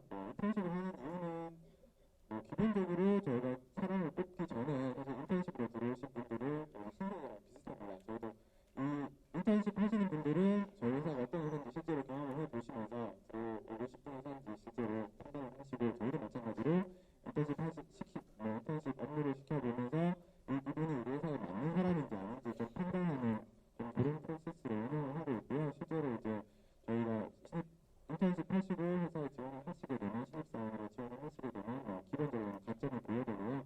올해 여름방학 때 하신 분들 같은 경우는 저희가 서류전형을 다 면접을 시켜드렸고요. 평가 결과 자체가 좀 저희가 면접 보면서 조금 더 반영이 된다고 보시면 되겠습니다. 그리고 저희 채용 설명이 나갈 때마다 항상 많이 하는 질문이에요. 내가 합격을 했는데 그러니까 면접 봐서 떨어졌는데 또 지원하면 또 떨어지지 않을까. 또 혹은 또 인턴십을 합격을 하고 내가 입사를 안 했는데 또 신입사원 지원하면 떨어뜨리지 않을까 하시는데요. 그런 건 저희가 전혀 없고요. 기본적으로 인턴십 지원하셨을 때랑 지금 신입사원 새로 지원하실 때는 또 스펙도 바뀌었을 수가 있고 본인이 그 사이에 노력해온 부분들이 다 달라질 수가 있기 때문에 분명히 다른 점이 있을 거라고 판단을 하고요. 거기에 대해서 따로 불이익을 주지는 않습니다. 실제로 그렇게 해서 들어오신 직원분 보셨나요? 제가 인턴 그렇게 들어오는 직원들도 많고요. 저희 회사 신입사원들 중에 3수에서 들어오시는 분들도 계시거든요. 그래서 저의 개인적인 생각으로는 한 번에 3번이나 지원할 정도로 저희 회사를 오고 싶으신 분은 꼭 뽑아줘야 된다고 생각은 하고 있습니다만 이분의 의사결정에 따라서 결정을 하고 있습니다. 네, 여기에 대해서 혹시 추가적으로 조언해주고 싶은 말이 있으신 분? 네, 여기까지 듣도록 하겠습니다. 자, 저희 인턴십까지 들어봤는데요. 여러분들 1차 서류 전형 준비할 때 가장 힘들었던 부분 뭐예요, 여러분? 저는 짜지도 않았는데 이렇게 정답이 계속해서 나오고 있습니다. 그렇습니다. 이 취업 준비생들이 가장 어려움을 호소하는 게 자기소개서입니다. 얼마나 잘 써야 되는지, 그리고 실제로 서류 전형에 있어서 자기소개서가 얼마나 중요한 부분을 차지하는지 우리 선배님들께 직접 들어보도록 하겠습니다. 채용에 있어서 실제로 자기소개서 비중이 어느 정도인지 전체적으로 서류 전형에서 보자면 몇 퍼센트나 차지하는지 그 퍼센테이지를 얘기해서 결론부터 차근차근 들어보도록 하겠습니다. 자, 이상민 과장님. 실제로 저희는 자기소개서를 잘 쓰면 어떻게 해야 되냐라는 질문을 하는데요. 자기소개서를 잘 쓰면 미사역으로 화려하게 쓴다든지 옛 성인의 말씀을 잘 읽는다든지 이렇게 하시는 뭐 철학가분들이나 국문가분들이 아마 대부분 다 붙으시겠죠. 저희가 자기소개서 제일 중점적으로 보는 부분은 좀 두리뭉실하게 얘기하는 열정, 좀 더 구체적으로 말씀을 드리자면 이 펜, 왜냐면 이 펜입니다. 이 펜 의지예요. 이 펜 의지한 게 예를 들면 그런 게 있어요. 어렸을 때 엄마 손에 이끌려서 은행에 가서 통장을 만들었습니다. 그것이 신한은행이었습니다. 그래서인지 왠지 모르게 신한은행에 파란감 판만 보면 기분이 좋아집니다. 저도 신한은행 직원이지만 그것이 뻥이라는 것은 저도 잘 알고 있습니다. 근데 반대로 이런 케이스 있어요. 저는 집이 시골이라서 근처에는 농협과 새마을금고밖에 없었습니다. 새학년이 돼서 어디를 취직할까 이제 각종 대기업들 알아보다가 신한은행이 자산금을 3위인 줄 알았는데 단기 수익성 생산성이라든지 자산 건전성 이런 게 1위거든요. 그래서 이런 데라면 저의 미래를 맡겨도 좋겠다 싶어서 신한은행을 잘 몰랐지만 이번 기회에 지원했습니다. 저는 그런 분의 답이 제일 좋은 것 같아요. 제일 솔직하고 왜 은행이고 왜 신한은행인지에 대해서 정말 이해 분명하시기 때문에 저는 그분을 A를 줬어요. 저는 그래서 그 자기소개서 비중이 얼마나 하셨는데 저는 자기소개서 비중이 여러분이 정말 서류 통과를 좌우하시면 80% 90% 이상입니다. 나의 스펙이나 영어 실력을 충분히 뒤엎을 수 있을 만한 게 자기소개서. 그렇죠. 네, 그렇습니다. 이런 거군요. 80%라고 하셨어요. 물론 이제 나머지 10%는 뭐냐? 스텝 보죠. 학점이라든지. 스펙이요. 학점이라든지 또 아까 말씀드린 외국어 실력이라든지 기본적으로 또 장애인분들 저도 의대했어요. 저도 그런 다 스텝들을 다 포함하고 있습니다. 네. KT는요? 몇 %예요? 퍼센티지를 정확하게 따지기는 힘든데요. 30% 정도 된다고 보시면 30%. 한 70% 정도는 기본적으로 여러분들이 학점이라든가 이런 부분들은 상당히 비중이 낮고요. 가장 좀 요즘 좀 저희가 많이 보는 게 자기소개서하고 많이 보는 것들이 저희 기타 활동들을 얼마나 많이 해오셨는지 공모전이라든가 자격증이라든가 또 봉사활동이라든가 이런 부분들을 총해서 그쪽 자기소개서까지 합치면 비중이 80% 정도 되는 것 같습니다. 그래서 그런 부분들을 많이 보고 있고요. 자기소개서에서 저희가 자기소개서가 저희 회사 같은 경우는 가장 중요한 이유가 서류 통과할 때도 30% 정도 차지한다고 말씀을 드렸는데 중요하지만 사실은 이게 면접에서도 자기소개서나 면접원들을 보시면서 작업을 하기 때문에 자기소개서를 가장 잘 써주셔야 되고요. 자기소개서 저희는 거의 다 어려봅니다. 안 어려울 수가 없는 게 워낙 장난들을 많이 치시기 때문에 뭐 이렇게 글자 수를 크크크크를 채워주셔가지고 깜빡하고 제가 잘못 합격을 시켰을까. 면접 됐는데 이렇게 자기소개서 크크크면 제 몸이 달아나지 않겠습니까? 그래서 진정성을 다해서 자기소개서를 보고 있고요. 중요한 거는 뭐 미사여구를 쓴다거나 뭐 어떤 형식을 써서 이렇게 표현을 어떻게 하냐 이런 게 중요한 게 아니고 본인의 경험에 비춰서 본인들의 가진 좀 인정을 잘 보여주시고요. 아까도 뭐 구체적으로 좀 저희 회사에 대한 부분들이라든가 본인의 어떤 경험이라도 좀 구체적인 내용들을 적어주시면 저희가 여러분들이 어떻게 보면은 거짓말을 하고 있냐 안 하고 있냐 이런 부분들을 많이 보잖아요. 이 말이 진실인가 아닌가 이런 부분들을 저희가 잘 판단할 수 있게 구체적으로 작성을 해주시는 게 중요하실 것 같습니다. 네. 선풍기 돌려서 자기소개서 날라서 돌아오는 거를 채용한다 뭐 이런 얘기가 있었는데 사실이 아니군요. 네, 세 분들의 밥줄을 좌지우지하고 있는 부분이기 때문에 차근차근 잘 읽어볼 수밖에 없다는 얘기셨는데 신세계는 그렇다면 서류 전형에 있어서 자기소개서가 차지하는 비중 몇 %라고 볼 수 있을까요? 서류 전형에서는 가끔 당락의 여부를 결정하는 주요 요인으로 삼기는 하지만 실제로 소유의 점수가 점수학에서 들어가지 않습니다. 저희는 오히려 면접 중일 때 훨씬 자기소개서가 더 많은 비중을 차지하고요. 그 자기소개서에 저희는 진실성을 가장 많이 보는 것 같습니다. 면접 과정을 통해서 이게 말 그대로 정말로 좋은 말씀도 주셨지만 이런 좋은 말씀들 주신 것 자체도 저희는 믿지 않거든요. 그게 정말로 글을 잘 쓴 것일 수도 있는 것이고 이렇게 써야 된다라는 코치를 받아가지고 했었을 거라고 생각을 해서 실제 면접 과정을 통해서 정말로 그 쓰신 내용들이 정말 진실이었는지 그거를 판단하는 중요한 요소로 삼고 있습니다. 그 자기소개서 아까 그 이사님께서 그 좋은 샘플들을 말씀하셨는데 그 KT하고 신세계에서도 자기소개서 보면서 아 이런 요소는 굉장히 눈에 들어오는 어떤 요소다. 예를 들어 글 전체에 뭐 소제목을 단다. 뭐 아니면 뭐 중요한 점을 밑줄을 댄다. 아니면 뭐 기술적으로 분명하다. 뭐 다양한 사례가 있을 수 있을 것 같은데요. KT와 신세계도 눈에 들어왔던 자기소개서의 특징 좀 설명해 주시겠습니까? 눈에 띄는 거보다 일반적으로 저희 보통 지원 동기라든가 자기소개서 쓰실 때 많이 쓰시는 게 어릴 때 좀 이렇게 유복한 가정을 나타나면서 성실하시 나온 밑에서 이렇게 저도 성실합니다. 그런 얘기들이 상당히 많습니다. 제가 자기소개서 뭐 5,000개 몇만 개씩 읽어보는데요. 100개만 읽어보면 다 비슷비슷한 것들이 많더라고요. 좀 자기만의 좀 그런 것들을 쓰는 게 가장 중요할 것 같아요. 뭐 예를 들면은 저희가 뭐 저희 KT에 지원하신 동기를 쓰시더라도 뭐 KT가 뭐 국내 최고의 통신회사에서 지원하고 내가 통신에 관심이 많아서 이렇게 부른 실한 내용보다는 뭐 시장님도 말씀해 주셨는데 구체적으로 KT가 하고 있는 클라우드 사업에 관심이 많은데 내가 어떤 식으로 어떻게 기여할 수 있을 것 같고 그게 뭐 나한테도 좋을 것 같고 회사에도 좋을 것 같다. 뭐 이런 식으로 좀 구체적으로 좀 작성해 주시는 자기소개서들이 좀 눈에 들어오더라고요. 이 사람 정말 우리 회사 들어오기에 준비를 하셨구나. 여러 회사 찔러 그냥 대충대충 자기소개서 쓰시지는 않으셨구나. 이런 생각이 들더라고요. 가장 기억에 남는 문구가 있을 것 같아요. 김현철 회장님 얘기해 주시는 김에 좋은 자기소개서는 워낙 많아서 꼭 시키기 때문에 사실은 한 사례 하나 기억에 정말 남는 거 없어요? 아까 그 지방에 사는 제가 기억에 남는 것은 부정적인 자기소개서가 기억이 많이 네. 나요. 얘기 좀 그러니까 되게 이거 하면 안 되는 사례, 네. 닮으면 안 되는 사례. 스펙이 상당히 높으신 분들은 되게 자신감이 있으세요. 예를 들어서 제가 영어 접수가 상당히 높고 뭐 좋은 학교에 좋은 전공도 나왔고 자기 판단에 좋은 전공 나왔고 뭐 여러 가지 한 것도 많다. 이러신 분들은 흔히 범하는 오류가 자기소개서 대충 쓰시는 오류를 범하시는데요. 저희 회사 같은 경우는 스펙이 아무리 좋아도 자기소개서 불성실하게 쓰시면 무조건 탈락을 시킵니다. 뭐 그런 분들이 뭐 이런 분들이 있어요. 뭐 이렇게 되게 좋은 학교 나오시고 뭐 좋은 전공에 학점도 상당히 높으시고 뭐 자격증도 중요한 자격증이 있으시고 이러신 분들이 자기소개서는 그냥 저희 아버지는 교수시고요. 뭐 저희 어머니는 병원장이십니다. 저는 뭐 이렇게 자기 자랑만 성의 없게 되게 성의 없게 막 두세 줄 좀 재수 없어 보이는 자기소개서. 그렇게 보면 분량이 물론 중요한 건 아닌데요.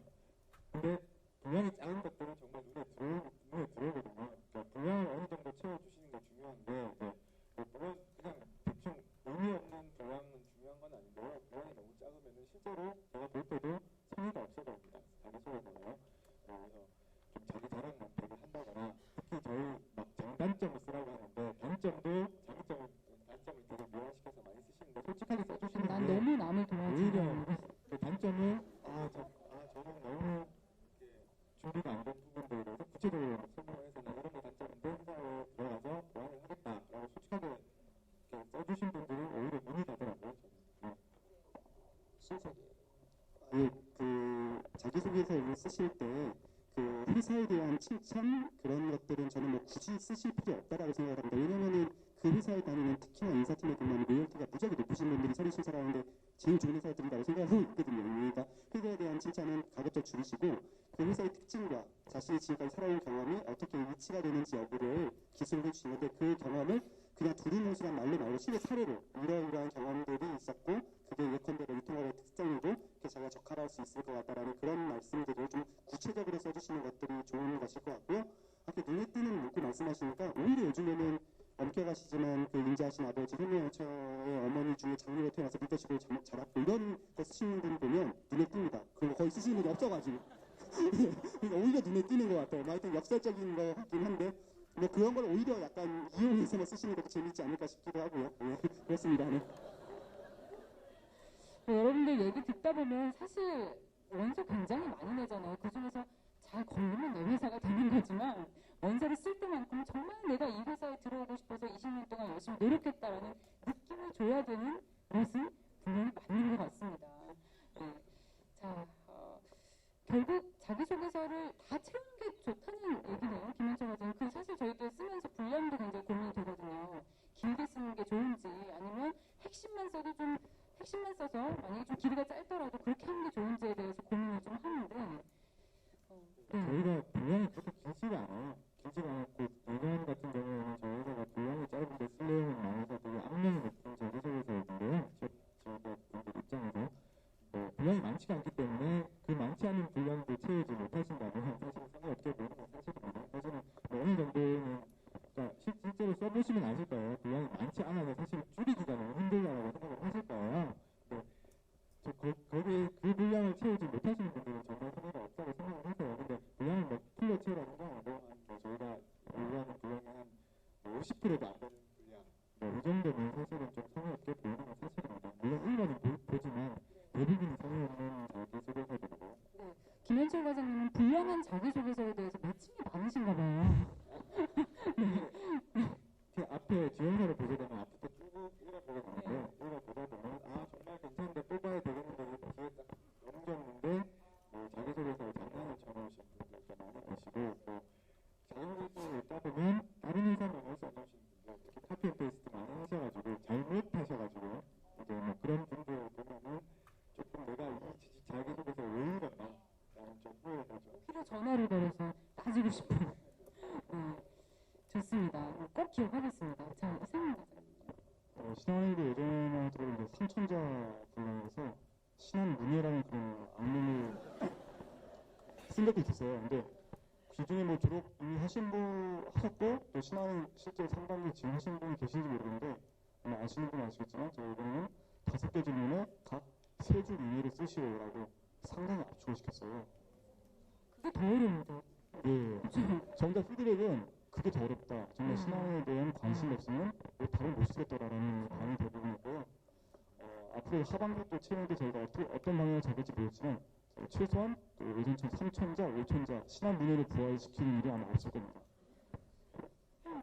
신세계는 뭐 저희도 정해진 양이 있다면 뭐 느낌으로 한 70% 이상 정도는 채워주시는 게 이제 그 면접관들 사람인데 그 70%가 안 되게 뭐 쓰시는 것 자체는 말이 좀 안 되는 것 같고요. 다만 길게 쓰시는 건 좋게 중원부원은 하지 않으셨으면 좋을 것 같아요.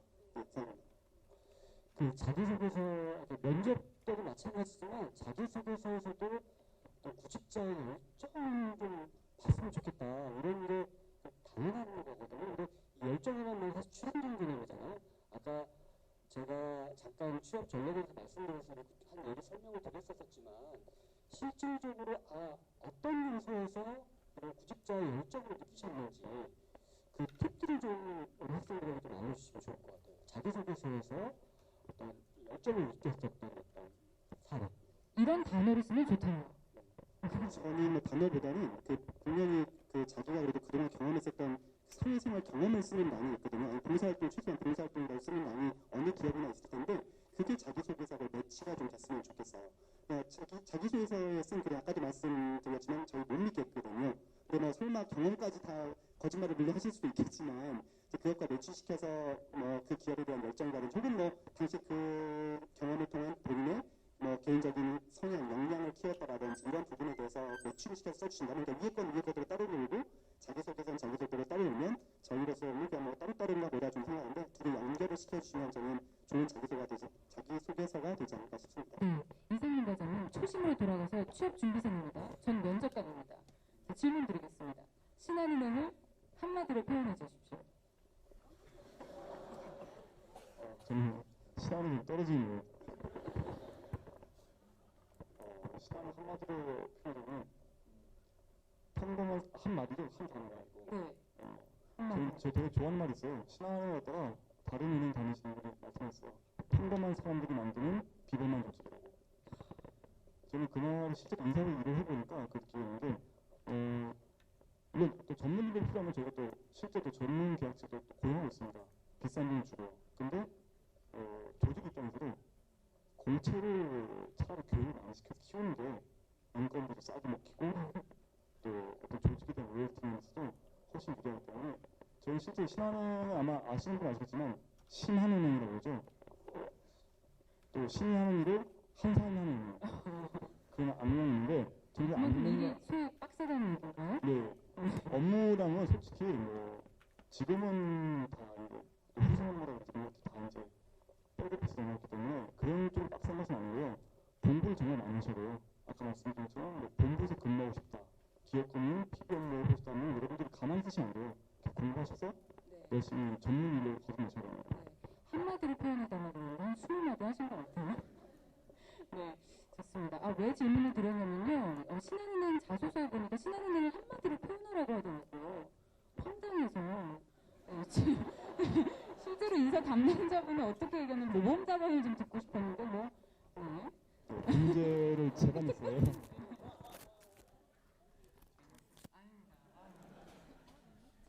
KT 같은 경우에는요, 입사 포부를 묻는 질문에 역할, 기여도를 묻는 문항이 있었는데 취업 준비생이 무슨 기여도가 있는지, 무슨 역할을 할 수 있는지에 대해서 얼마나 구체적인 대답을 할 수 있을까요? 역할과 기여도는 뭐 구체적으로 여러분들이 하실 수 있는 뭐 기여도를 적으라는 것보다는 실제적으로 얼마나 구체적으로 저희 회사에 대해서 생각을 하시고 계신지에 대해서 역할이나 기여도 저희 회사 들어오시면 어떤 역할을 하시고 싶으신지 어떤 기여를 하실 건지에 대해서 뭐 이렇게 좀 큰 기여를 하겠습니다 이렇게 하실 수는 없잖아요. 그래서 얼마나 저희 회사에서 구체적으로 좀 작성을 하실 수 있도록 관련해서 입사 의지도 저희가 좀 파악을 할 수 있도록 그런 부분들을 작성하라고 한 거고요. 그래서 쉽게 할 수 있는 말은 아닌 것 같아요. 내가 어떤 기여를 할 수 있을지를 저희 회사에 대해서 잘 모르시는 상태에서는 쉽게 작성하실 수 있는 부분들이 아니거든요. 그런 관점에서 좀 생각을 해주시면 자소서 쓰시는 데 도움이 되지 않을까 합니다. 신세계 같은 경우에는 자소서의 첫 질문이 성장 과정이에요. 좀 평범한 질문인데요. 근데 사실 평범하게 쓰기 좀 어려울 수 있어요. 성장 과정을 어떤 퍼포스를 맞춰야 될지 이렇게 쓰지 말아야 될 팁, 이렇게 써야 될 팁, 이렇게 중요한 팁이 일단 이 질문을 이렇게 답변드리는 게 현답일 것 같습니다. 저희 자기소개서의 질문 항목들이 이번 채용 때 바뀔 겁니다. 성장 과정은 있으실 거여서 제가 무슨 말씀을 어떻게 드릴지 모르겠는데 저희도 상당히 이 질문 항목들 자체가 상당히 올드하다. 야, 신세계가 패션의 신세계를 꿈꾸는 신세계에서 이게 말이나 되느냐라고 해서 바꿀 생각이기 때문에 답을 그냥 안 드리는 게 차라리 낫지 않겠습니까? 예. 바꿀 이렇게 겁니다. 또 네, 답을 잘 피해가시네요. 여러분들 면접에 있어서 또 중요한 요령 중에 하나인 것 같습니다. 배우십시오. 네, 자 그러면요 여기까지 서류 전형에 필요한 것들은 모두 들어본 것 같습니다. 여러분들 혹시 질문 있으세요? 네, 없는 걸로 알고요. 그렇다면 마지막에 Q&A 시간을 또 활용해 주시고요. 자 그렇다면 드디어 기다리고 기다리던 이제 뭐가 남았나요? 그렇습니다. 면접에서 떨어지면 후유증 굉장히 크잖아요. 그쵸? 왠지 난 이 회사 다 들어간 것 같은데 발 한쪽 담그고 한쪽도 담글만 할 때 네, 나가야 되는 것 같아서 정말 가슴이 아픕니다. 그래서 면접을 정말 잘 준비를 해야 하는데 어떤 형식의 면접을 치르는지 앞서는 구체적으로 들어보지 못했으니까 보다 자세한 이야기를 듣도록 하겠습니다. KT에서는 하반기 면접 전형이 좀 지금까지 흐름과는 다르게 바뀔 가능성이 있다고 하셨는데 구체적으로 어떻게 바뀌나요? 그 부분을 구체적으로 설명을 못 드렸던 이유가 사실은 지금 저희가 작업을 하고 있어요. 사실은 바뀐다는 것만 확실하고요. 기본적으로 예년 같은 경우에는 저희가 뭐 좀 개별 면접 정도 1시간 정도 그래서 혼자 들어가셔서 면접관들하고 질의응답 하시는 그런 게 있을 거고 올해도 그 부분이 있을 겁니다. 그 부분이 있을 거고요. 내년에 이제 PT 면접이라고 해서 저희가 오시면은 저희 회사랑 좀 관련된 분야별 직군별로 맞는 주제를 드리고요. 1시간 정도 PT를 작성하셔서 PT 하시는 게 있었는데 올해는 좀 PT 방식을 좀 많이 바꾸려고 생각을 하고 있어요. 생각을 하고 구체적인 방법은 아직 저희가 안 정해놨고요. PT하고는 말 그대로 프레젠테이션인데 거기서 그렇죠. 바뀌어봤자 얼마나 바뀌죠? 조금 저희가 좀 뽑는 직무에 따라서 조금 차별화를 시킬까 하고 생각을 하고 있어요. 뭐 궁극적으로는 PT가 아닌 형태가 될 수도 있을 것 같고요. 그룹 토론 같은 경우에도 기존에 작년에는 뭐 저희가 한 6명씩 들어갑니다. 6명씩 들어가서 정해진 주제에 대해서 토론을 하고 뭐 결론을 이끌어내는 과정을 통해서 여러분들이 얼마나 좀 협업을 잘 하실 수 있는지를 판단을 했는데요. 올해는 조금 더 액티브한 형태로 좀 바뀔 것 같습니다. 여러 가지 좀 활동도 하고요. 뭐 만드는 과정도 넣을 수 있을 것 같고요. 구체적인 건 아직 미정이라 말씀드리긴 했는데 중요한 거는 면접 볼 때는 여러분들이 면접관이라고 생각을 하셔야 될 것 같아요. 여러분들이 면접관이라고 생각을 하셔서 내가 면접관이라면 나의 뭘 볼 것인가. 저희가 그룹 토론을 한다고 하면 저희가 뭐 이미 지난 방식으로 말씀을 드리는데 그룹 토론을 할 때는 여러분들 토론을 해서 막 이기려고 막 내가 토론을 해서 내 주장을 상대한테 설득을 시키고 이기려고 많이 노력을 하세요. 근데 저희가 정작 보는 거는 이기는 사람한테 점수를 많이 주는 건 아니고 이기더라도 어떻게 이겼느냐, 지더라도 어떻게 졌느냐 이런 부분들을 많이 보고 있습니다. 그래서 입장을 좀 바꿔놓고 조금 컨셉을 잡으셔서 좀 생각을 하시면은 이런 면접 방식은 왜 필요한 것인가 좀 생각해 보시고 면접을 임하시면 도움이 되실 것 같네요. 가장 최근에 면접에서 제시했던 PT 주제가 뭐였는지 이상민 과장님께 여쭤보고 싶어요. 면접의 주제요. 네. PT 면접 주제요. 네네. 저 같은 경우는 제가 상반기 딱 지금 기억나는 것이 통큰 치킨의 부활에 대해서 논하시오라는 게 있었거든요. 백화점 회사도 아닌데 네. 옆에서 신세계 다니시는 송대호 과장님이 웃으시는데 네. 통큰 치킨 롯데 마트에서 네. 저희가 면접은 일단 신한의 면접 특징은 블라인드 면접이에요. 여러분의 스탯은 철저히 면접 가는 게 가려져 있습니다. 이름하고 뭐 이제 심지어 나이도 안 나와 있어요. 이름하고 성별 뭐 이런 거 나오고요. 저희가 이제 그렇게 한 이유는 제가 임원 면접에서는 다 이제 인성 검사를 하거든요. 그래서 어차피 이제 인성 면접을 보기 때문에 기본적인 성품이라든지 다 보고 있고 저희 실무자 면접에서는 직무 역량을 중심으로 저희가 평가를 하고 있습니다.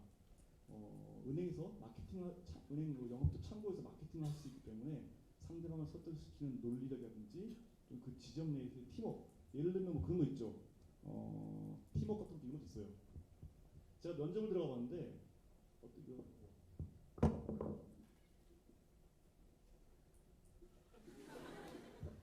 다른 분 말씀하실 때 상대방에 대한 경청 태도 다들 이렇게 뭐 저는 앞에서 보고 너무 웃음이 나왔어요. 그런 그 가식적인 모습 때문에. 여러분들도 이렇게 모의 면접 보실 때 많이 하지 않나요? 이렇게 상대방에 대한 경청 태도 이런 거 저희 또 이런 걸 통해서 또 뭐 팀워크 살피고 있고요.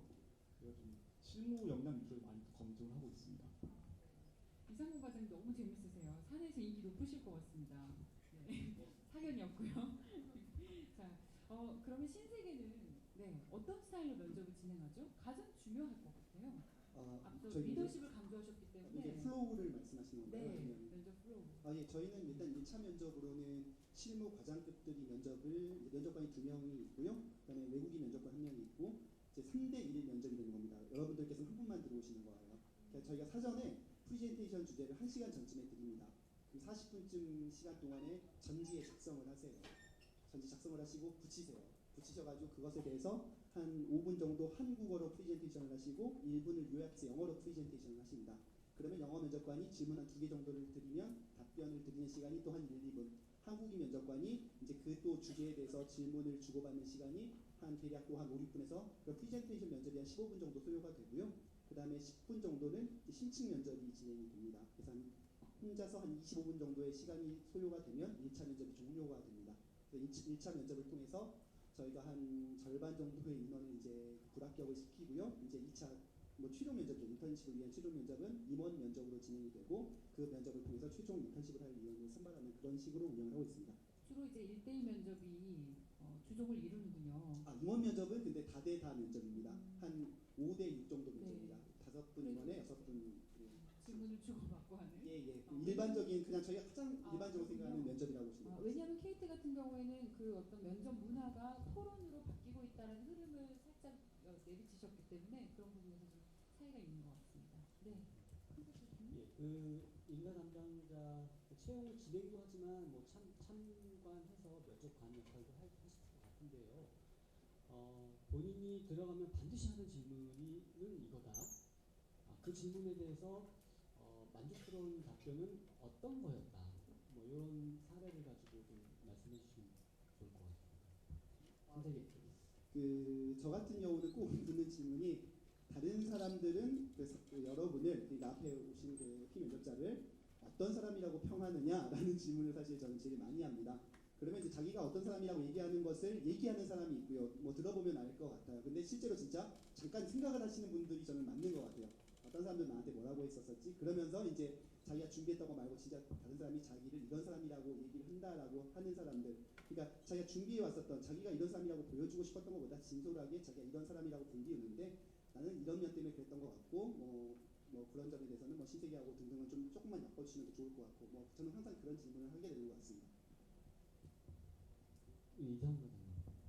저는 꼭 던지는 질문 중에 하나가 많고 많은 업종 중에서 왜 하필 은행이고 은행도 국민은행, 우리은행도 있고 많은 은행들이 있는데 왜 하필 신한은행을 저는 꼭 물어봐요. 물론 저도 이제 신입직원 때 여러 기업들 다 찔러봤습니다. 또 여러분들이 실제 신한은행 지원하실 때 신한은행만 지원할 거라고 생각하지 않습니다. 근데 저는 그것에 대해서 거짓말로 뭐 저는 신한은행 너무 좋아서 신한은행만 지원했습니다. 이런 분들 계시는데 솔직한 답변해 주시고 왜 은행업인지 또 거기에 대해서는 충분히 은행업에 대한 이해를 하고 계셔야 되고요. 은행에서 어떤 일을 하는지에 대해서 그리고 또 왜 신한은행인지에 대해서는 또 신한은행의 어떤 면이 마음에 들었는지 저 같은 경우는 뭐 그런 신한은행에서 빡세게 공부를 많이 시켜서 정말 전문 금융 인력을 만든다는 점이 마음에 들어서 저는 지원했고요. 그렇습니다. 네. 다른 얘기해 주세요. 뭐 저희는 면접관 분들이 마음대로 질문을 못하게 돼 있어요. 저희 회사는 저희는 워낙 사람을 많이 뽑으면서도 면접 종류가 워낙 많고요. 1차 면접 같은 경우에는 저희가 면접자 오시면 4시간씩 걸리거든요. 4시간씩 걸리시기 때문에 면접조도 상당히 많고요. 그래서 면접관들마다 좀 다양한 질문을 하고 자기 나름대로의 평가를 내리게 되면 저희가 공정하게 평가를 못하기 때문에 좀 면접을 구조화를 시켜놨어요. 그래서 면접관들이 하실 수 있는 질문 세트들이 다 마련이 되어 있고 그거에 어떤 답변이 나왔을 때 어떻게 평가를 한다라는 저희 시스템적으로 다 되어 있어서 면접이 진행을 하고 있습니다. 그래서 뭐 커스텀적으로 질문을 할 수도 있는데요.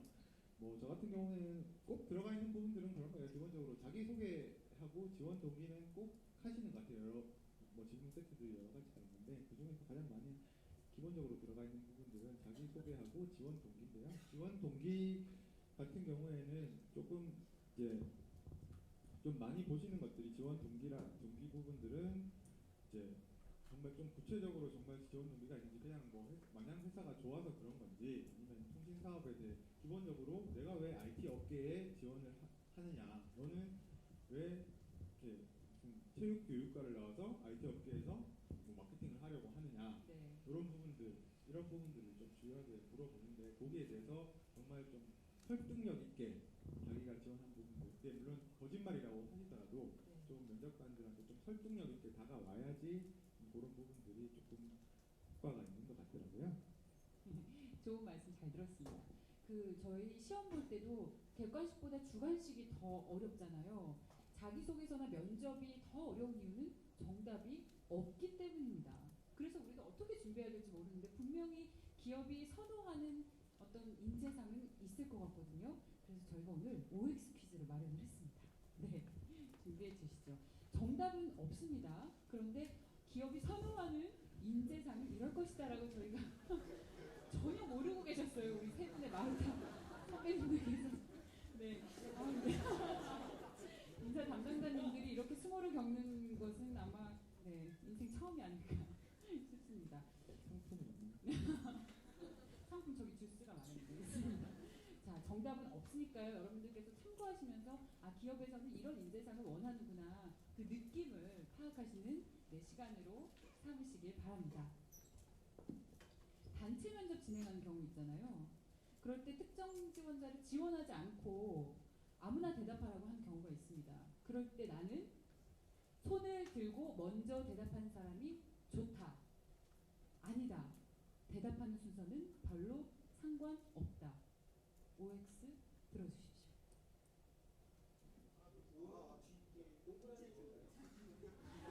먼저 손을 들고 대답한 사람이 좋은 경우가 O고요. 아니다. 손을 먼저 들던 안 들던 상관없다가 X입니다. 하나 둘 셋 할게요. 자, 다 같이 해요. 하나 둘 셋. 적극성이 중요하군요. 신세계 송대호 과장님, 아무나 상관없다고 하신 이유는 뭔가요? 적극성이라고 써놓고서는 이렇게 얘기하니까 좀 웃기긴 한데 뭐 사실 저는 항상 남한테 뭔가를 얘기를 해주고 싶은 것보다 백화점업이라고 하는 것이 또 남 얘기 많이 들어드려야 됩니다. 고객님께서 하시고 싶은 일이 되게 많거든요. 그러니까 경청하는 것도 한 가지 기술이라고 생각해서 먼저 물론 하는 것도 나쁘지 않지만 순서는 상관이 없다고 생각을 합니다. 저희 업계의 특성상. 이것은 회사의 공식적인 입장입니까? 송대우 과장님 사견입니까? 어떨 것 같아요? 제 다른 분들도 그렇게 생각할 것 입장이 같아요. 회사의 공식적인 입장하고 많이 비슷한 것 같습니다. 네, 알겠습니다. 면접 중에 왜 맨홀 뚜껑은 왜 동그란가? 다른 왜 네모면 안 되는가? 뭐 이런 엉뚱한 질문을 사실 하실 때 있잖아요. 그럴 때 거기에 걸맞게 좀 특이한 대답을 하는 게 좋은지 아니면 구체적이고 현실적인 어떤 논리적인 대답을 하는 것을 더 선호하는지 궁금합니다. 엉뚱한 질문에 나는 독특한 대답이 좋다. O를 들어주시고요. 아니다. 나는 논리적이고 현실적인 대답이 좋다는 X를 선택해 주시기 바랍니다. 자, 다 같이 하나, 둘, 셋 할게요. 하나, 둘, 셋. 네. 자, 엉뚱한 대답이 좋다고 하신 두 분. 신한은행 거의 이제 메인스트림을 따라가는군요. 대세는 주류를 지향하는. 자, 그렇다면 아니다. 현실적이고 논리적인 대답이 좋다. 통신회사인 IT 업계 대표하는 KT에서 충분히 그럴 것 같은데 왜 엉뚱한 대답보다는 현실적인 대답을 선호하시나요?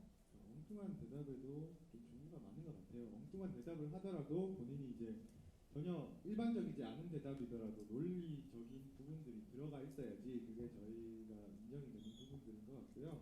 그래서 뭐 엉뚱한 대답을 하는데 전혀 근거 없는 엉뚱한 대답을 하게 되면 뭐 사실은 그 사람이 조금 좀 낮게 평가가 된다고 해야 될까요? 없어 보이죠? 네, 그런 조금 엉뚱한 대답은 물론 선호는 합니다. 남들과 다른 대답은 선호를 하지만 남들과 다른 대답을 하시면서도 본인만의 논리와 근거가 있어야지 좀 설득력이 있다고 생각을 합니다. 그럼 세 번째 질문 드리겠습니다.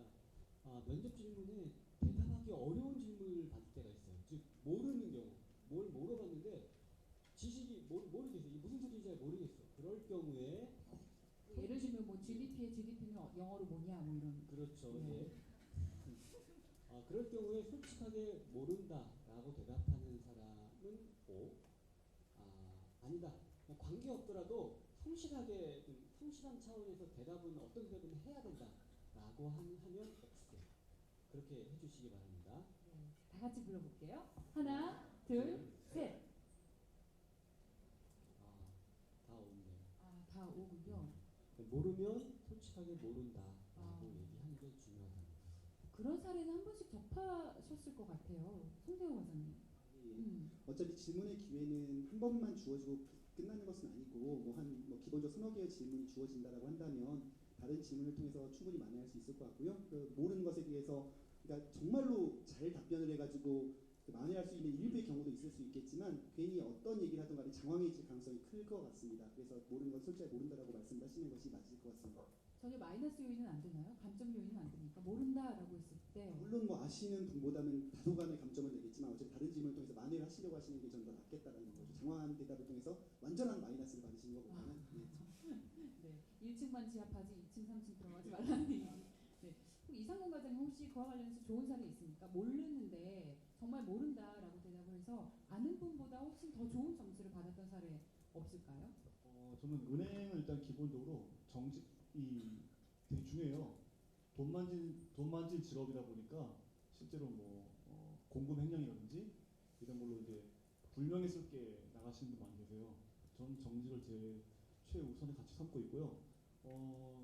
실제 면접 사례에서는 처음 시작하자마자 모릅니다를 2번 연속하신 분이 있으셨어요. 전 그분 상당히 이제 안 좋게 봤는데 신한은행 면접은 거의 아침 9시부터 밤 6시까지 하루 종일 이루어집니다. 다대다 면접이고요. 근데 그분이 시간이 지날수록 점점 역량을 발휘하시는 거예요. 저는 한 사람 볼 때 그 단면만 보고는 판단할 수 없겠구나라는 걸 제가 인사로 들어온 지 얼마 안 돼서 정말 처음 깨달았습니다. 면접 결국 붙으셨어요. 그렇군요. 감동적인 스토리였습니다. 면접할 때 면접관들의 질문에 좀 거짓말하는 분들 있잖아요. 과장을 한다거나 소위 말해서 뻥을 쳐서 부풀리는 경우 나는 이것이 뻥인 것을 가려낼 수 있다. 없다. 거짓말하는 지원자 가려낼 수 있는 점인지. 자, 하나, 둘, 셋. 네. 오. 실험을 해보고 싶은데.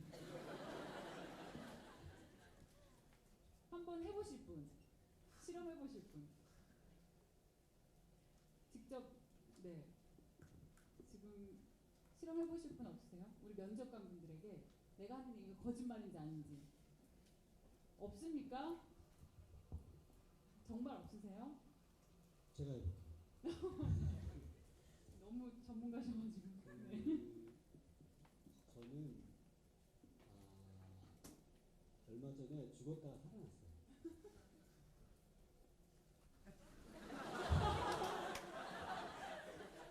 죽을 뻔하다가 살아났습니다.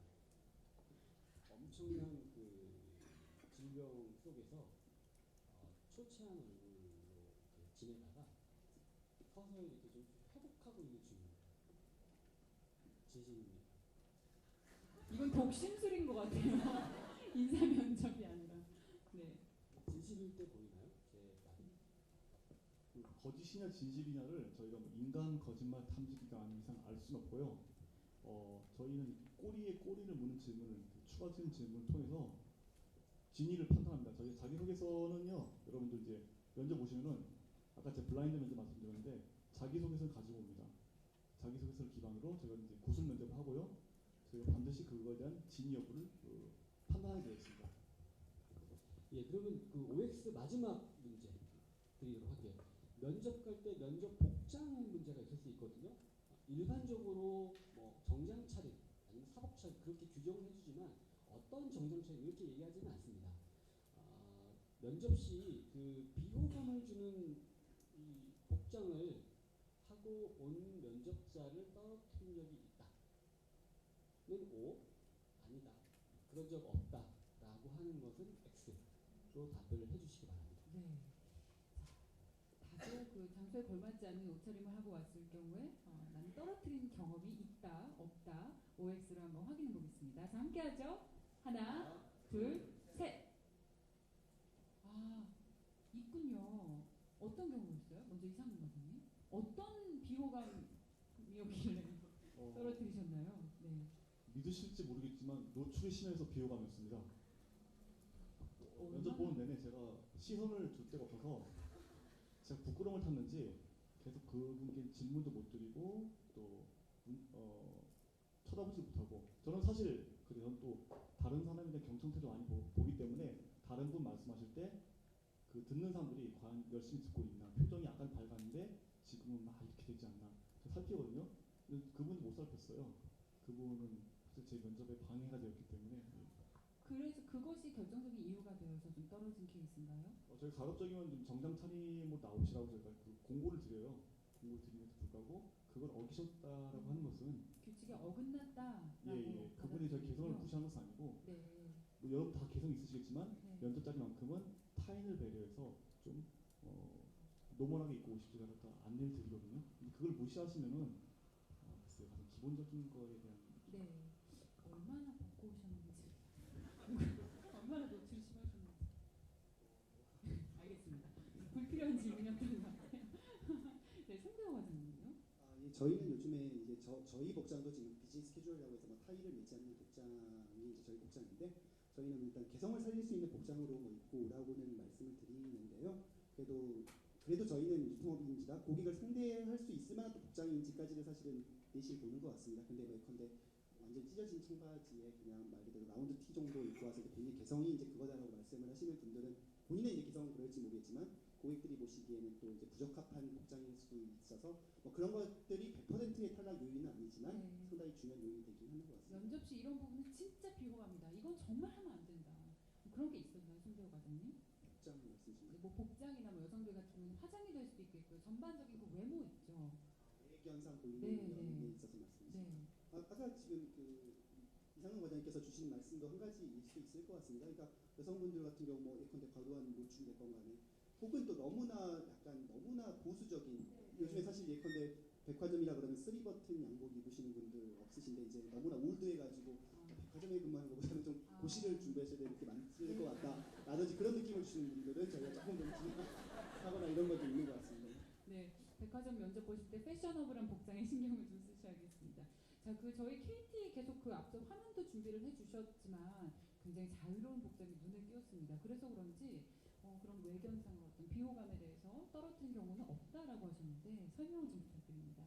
저희가 특별히 복장에 대한 공지는 이제 안 하고 있는데 면접을 오실 때 보면은 다들 알아서 입고 오시더라고요. 예전에 뭐 면접 갈 때는 뭐 검은색 정장에 뭐 파란색 계열의 넥타이 뭐 이런 대부분이 사실은 다 그렇게 입고 오시고요. 뭐 특별하게 간혹 좀 눈에 띄게 좀 튀게 입고 오시는 분들이 계신데 저희가 실질적으로 예전에 좀 이제 물론 대졸 신입사원을 뽑을 때는 아니었고요. 뭐 다른 지원들 뽑을 때였는데 되게 좀 특이하게 입고 오신 분이 상당히 계셨었어요. 근데 보기에는 상당히 안 좋았는데 실제로 면접을 보니까 상당히 뛰어나신 분이셨거든요. 사실 그런 분들을 좀 그런 분들이 어떻게 보면 조직에 적응하기 쉽지 않을 수도 있겠지만 좀 뛰어난 역량을 발휘하실 수 있는 부분들도 있기 때문에 사실 복장 부분은 저희가 크게 보지는 않습니다. 복장보다는 사실은 면접장 오셨을 때 태도가 가장 중요하고요.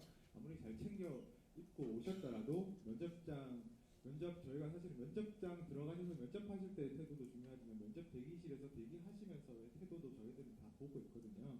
그래서 그때도 좀 뭐 어디 좀 놀러 온 사람들처럼 이렇게 좀 주변에 방해를 한다거나 이런 부분들 태도들이 중요한 거지 복장을 크게 보지는 않습니다. 그래서 뭐 정말 슬리퍼에 반바지 이런 추리닝 이런 게 아닌 이상은 특별히 복장에 대한 터치는 없습니다.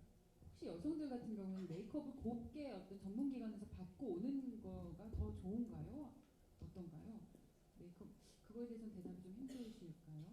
제 주위에 보면 그런 거 고민하시는 여학생들이 많은데. 네. 아니, 신세계는 도움이 될 것 같습니다. 네. 아까도 말씀드렸지만 네네, 인상에서 숨겨지는 그라고 하는 또 준비를 또 어찌됐건 간에 회사를 위해서 열심을 다했다라는 게 근데 머리 안 말리고 그냥 오셔가지고 하시는 분보다는 훨씬 나은 거라서요. 준비가 되어 있다는 모습을 보여줄 수 있을 것 같아요. 저희한테는 좋은 부분일 것 같습니다. 네. 은행도 만만치 않을 것 같아요. 은행도 뭐 기본적으로 고객을 상대하는 업무다 보니까요. 고객이 봤을 때 좀 준비 안 된 헝클어진 모습의 직원을 보는 것보다는 좀 자기 관리가 잘 된 직원이 기분 좋잖아요. 그래서 저희는 이제 지금 저희는 합숙 면접을 절대 안 하고 있어요. 합숙 면접을 하면은 여자분들이 많이 싫어하세요. 둘째 날에 쌩으로 들키시기 때문에 그렇기 때문에 저희는 뭐 하루만 면접 보고 있는데 보통 신부 화장 하시고 오시는 분 많이 계세요. 근데 뭐 눈에 거스를 정도의 과동 화장만 아니면은 좋습니다. 그 저희 채용 블로그에 신한은행에 대해서 이렇게 질문하신 분이 있거든요. 행원 중에서 여성 지원자를 뽑는 기준은 어떤 게 가장 큽니까? 어떤 매력과 인성을 지녀야 하는지 궁금합니다. 여성 행원에 대한 어떤 특이한 기준점이 있느냐라고 뭐 질문하신 것 같아요. 여성이기 때문에 특별히 더 강조되는 것은 없고요. 아실지 모르겠는데 요새는 이제 요새는 저희 은행 내에는 그 지점에 보면 이제 여직원분들이 많이 계신데 막상 또 본점에 오시면은 다 남자분들이에요. 제가 나이가 30 중반이 넘었는데도 불구하고 저는 거의 본부에서 거의 막내입니다. 그렇게 될 정도로 어떤 대부분 남성화, 고령화가 좀 심한데요. 정작 어떤 그런 핵심 업무를 발휘하실 여성 리더분들이 많이 부족하세요. 그래서 어떤 여자는 한계를 뛰어넘고 정말 그 리더십을 보일 수 있는 그런 여성분들이라면 단순히 뭐 어떤 뭐 밝은 표정 이런 게 아니라 좀 리더십이 있는 분이 좀 많이 오셨으면 좋겠어요. 네. 자, 이제 슬슬 마칠 때가 다 됐습니다. 오늘 저희 토크쇼 열기가 굉장히 뜨거웠는데 마지막으로요. 우리 팬분들께 우리는 정말 이런 인재를 원한다. 이런 인재면 뽑을 수 있다. 핵심 질문이 될 수도 있을 것 같습니다. 마지막으로 한마디씩 듣고 마칠게요. 자, 그러면 제 옆에 계시는 KT의 김현철 과장님입니다. 뭐 어떤 인재다라고 말씀드리면 사실은 쉽게 와닿지는 않으실 것 같고요. 제가 뭐 예를 하나 들어드릴게요. 저희가 면접 옷 보러 오시면 면접 대기실에 이제 앉아서 기다리실 때 저희가 한 번씩 차근차근 보는데요. 그런 분들 중에 이런 분이 계셨어요. 되게 책자를 두꺼운 걸 하나 들고 오셨는데 책자가 아니라 사실은 저희 회사와 관련된 신문 기사부터 시작해서 잡지에 있는 모든 거를 스크랩해 오셔가지고 면접 들어가기 전에 그전에도 공부를 하셨겠지만 보시겠다고 이렇게 두꺼운 책자로 만들어 오신 분이 계셨는데 그런 분을 보고 저렇게 준비를 회사 올 정도로 준비를 많이 하셨구나. 물론 저희 회사만 지원하려고 그렇지 않으셨겠죠. 당연히 타 회사 가실 때도 아마 그렇게 하지 않으셨을까 생각이 듭니다. 그래서 제가 면접을 직접 보진 않았지만 그분을 보고 나서 저런 사람은 붙겠구나 당연히 붙더라고요. 아까 제가 반농담 삼아서 뭐 KT 삼수하셔서 들어오신 분은 뽑아줘야 된다라고 말씀을 드렸는데 그 정도로 좀 사실은 저희 회사에 대해서 열정을 가지시고 그게 딱히 보여지는 열정이라고 생각을 하거든요. 그런 부분들이 좀 그런 사람들이면 그러니까 뽑으면 후회를 하지 않을까 후회 없이 뽑을 수 있지 않을까라는 생각이 듭니다. 네, 큰 박수 부탁드립니다. 이상민 과장님, 이런 인재면 뽑을 수 있다. 네, 저도 그런 거 똑같은 키워드인데요. 열정인데 열정이라는 것이 어떤 뭐 겉으로 보이는 퍼포먼스 강하신 그런 열정이 아니고요. 은행에 들어오시기 전에는 왜 신한은행에 들어오고 싶어 하는지에 대한 강한 의지, 정확한 이해 그거고요. 그런 분들 실제로 은행 들어오시면은 일도 잘하십니다. 힘들 때도 있고 또 슬럼프가 있을 때도 있지만 그런 분들도 잘 이겨내시거든요.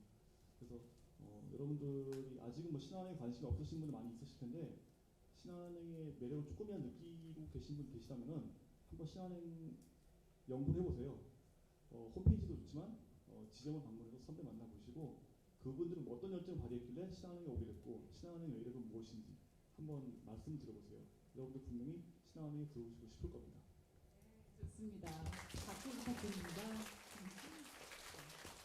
예, 뭐 비슷한 말씀은 저희도 뭐 같은 생각은 있는데 비슷한 말씀을 생략하고 다른 말씀을 좀 드리자면 저희는 그 근성인 것 같아요. 여러분들이 분명히 어떤 회사인가 입사를 하면 하고 싶으신 직무가 있으실 거예요. 근데 직장 생활이라고 하는 거는 그 직무를 그대로 수행하실 수도 있고 때로는 다른 곳에 배치를 받으실 수도 있거든요. 그러니까 그 직무에 배치를 받더라도 열심히 할 수 있겠지만 다른 직무에 배치가 되더라도 충분히 자기는 신세계라면 그 일을 충분히 감내할 수 있고 열심히 할 수 있고 성과도 낼 수 있다라는 그런 믿음을 면접 시에 보여주신다면 그리고 한 가지 뭐 비슷하게 말씀드리면 겸손하지만 당차게 그리고 밝은 표정으로 말씀하실 수 있는 화법을 많이 연구를 하신다면 신세계의 문은 높진 않을 것 같습니다. 네, 이상입니다. 큰 말씀 부탁드립니다. 네, 겸손하지만 당차게 송대호 과장님의 모습을 보는 것 같아요. 저희들이 꽤 긴 시간 동안 정말 알찬 내용을 준비했는데 오기도 컨설턴트님께서 전반적인 상황을 정리를 해서 이런 인재상이면 좋겠다. 마지막으로 우리 취업 준비생들께 조언해 주시면서 마무리 짓겠습니다. 준비되지 않은 거지만 자연스럽게 얘기하도록 하겠습니다. 그 많은 학생들 제가 상담해 보면 두려움이 있어요. 그 마음이 급해요. 즉 체계적으로 준비한다 하지만 시즌이 되면 공고 때면 정신이 없어요 학생들이. 그러니까 침착하게 준비하려고 하지만 막상 실전에 부딪히면 정말 우왕좌왕하는 경우가 참 많습니다. 그럴 때 제일 중요한 것은 내가 어느 분야의 어느 직무를 정말 해보겠다라고 하는 어떤 좀 자기 주장, 자기 의식이 분명해야 될 것 같아요. 그래야지 좀 삼성 떴으니까 지원해야 돼, 뭐 해 말어 뭐 이렇게 하지 말고 미리 내가 어느 분야의 어느 직무에 집중적으로 도전할 것인지를 정하고 흔들림 없이 거기에 대해서 계속 도전하는 그러한 인재가 돼야지 아까 말씀하신 것처럼 그 기업과 그 업종에 대한 정확한 이해, 깊이 있는 해석 이런 것들이 가능하지 않겠는가 이런 생각이 듭니다. 그렇게 한두 번 실패하더라도 끝까지 포기하지 가면 그 사람 정말 됩니다. 그래서 그 두려움과 급한 마음이 있지만 침착하게 자기 생각과 주대를 가지고 준비하시는 공채가 되었으면 좋겠습니다.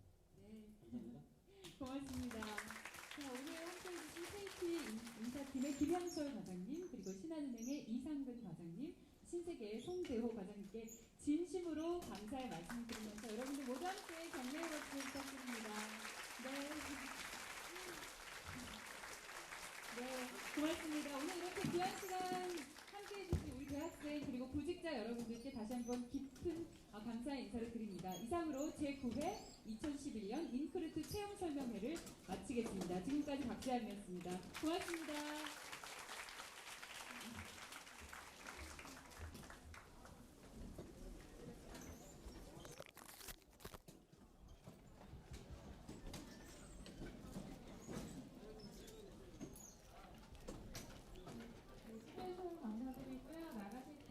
어려우니까 받으셨던 설명회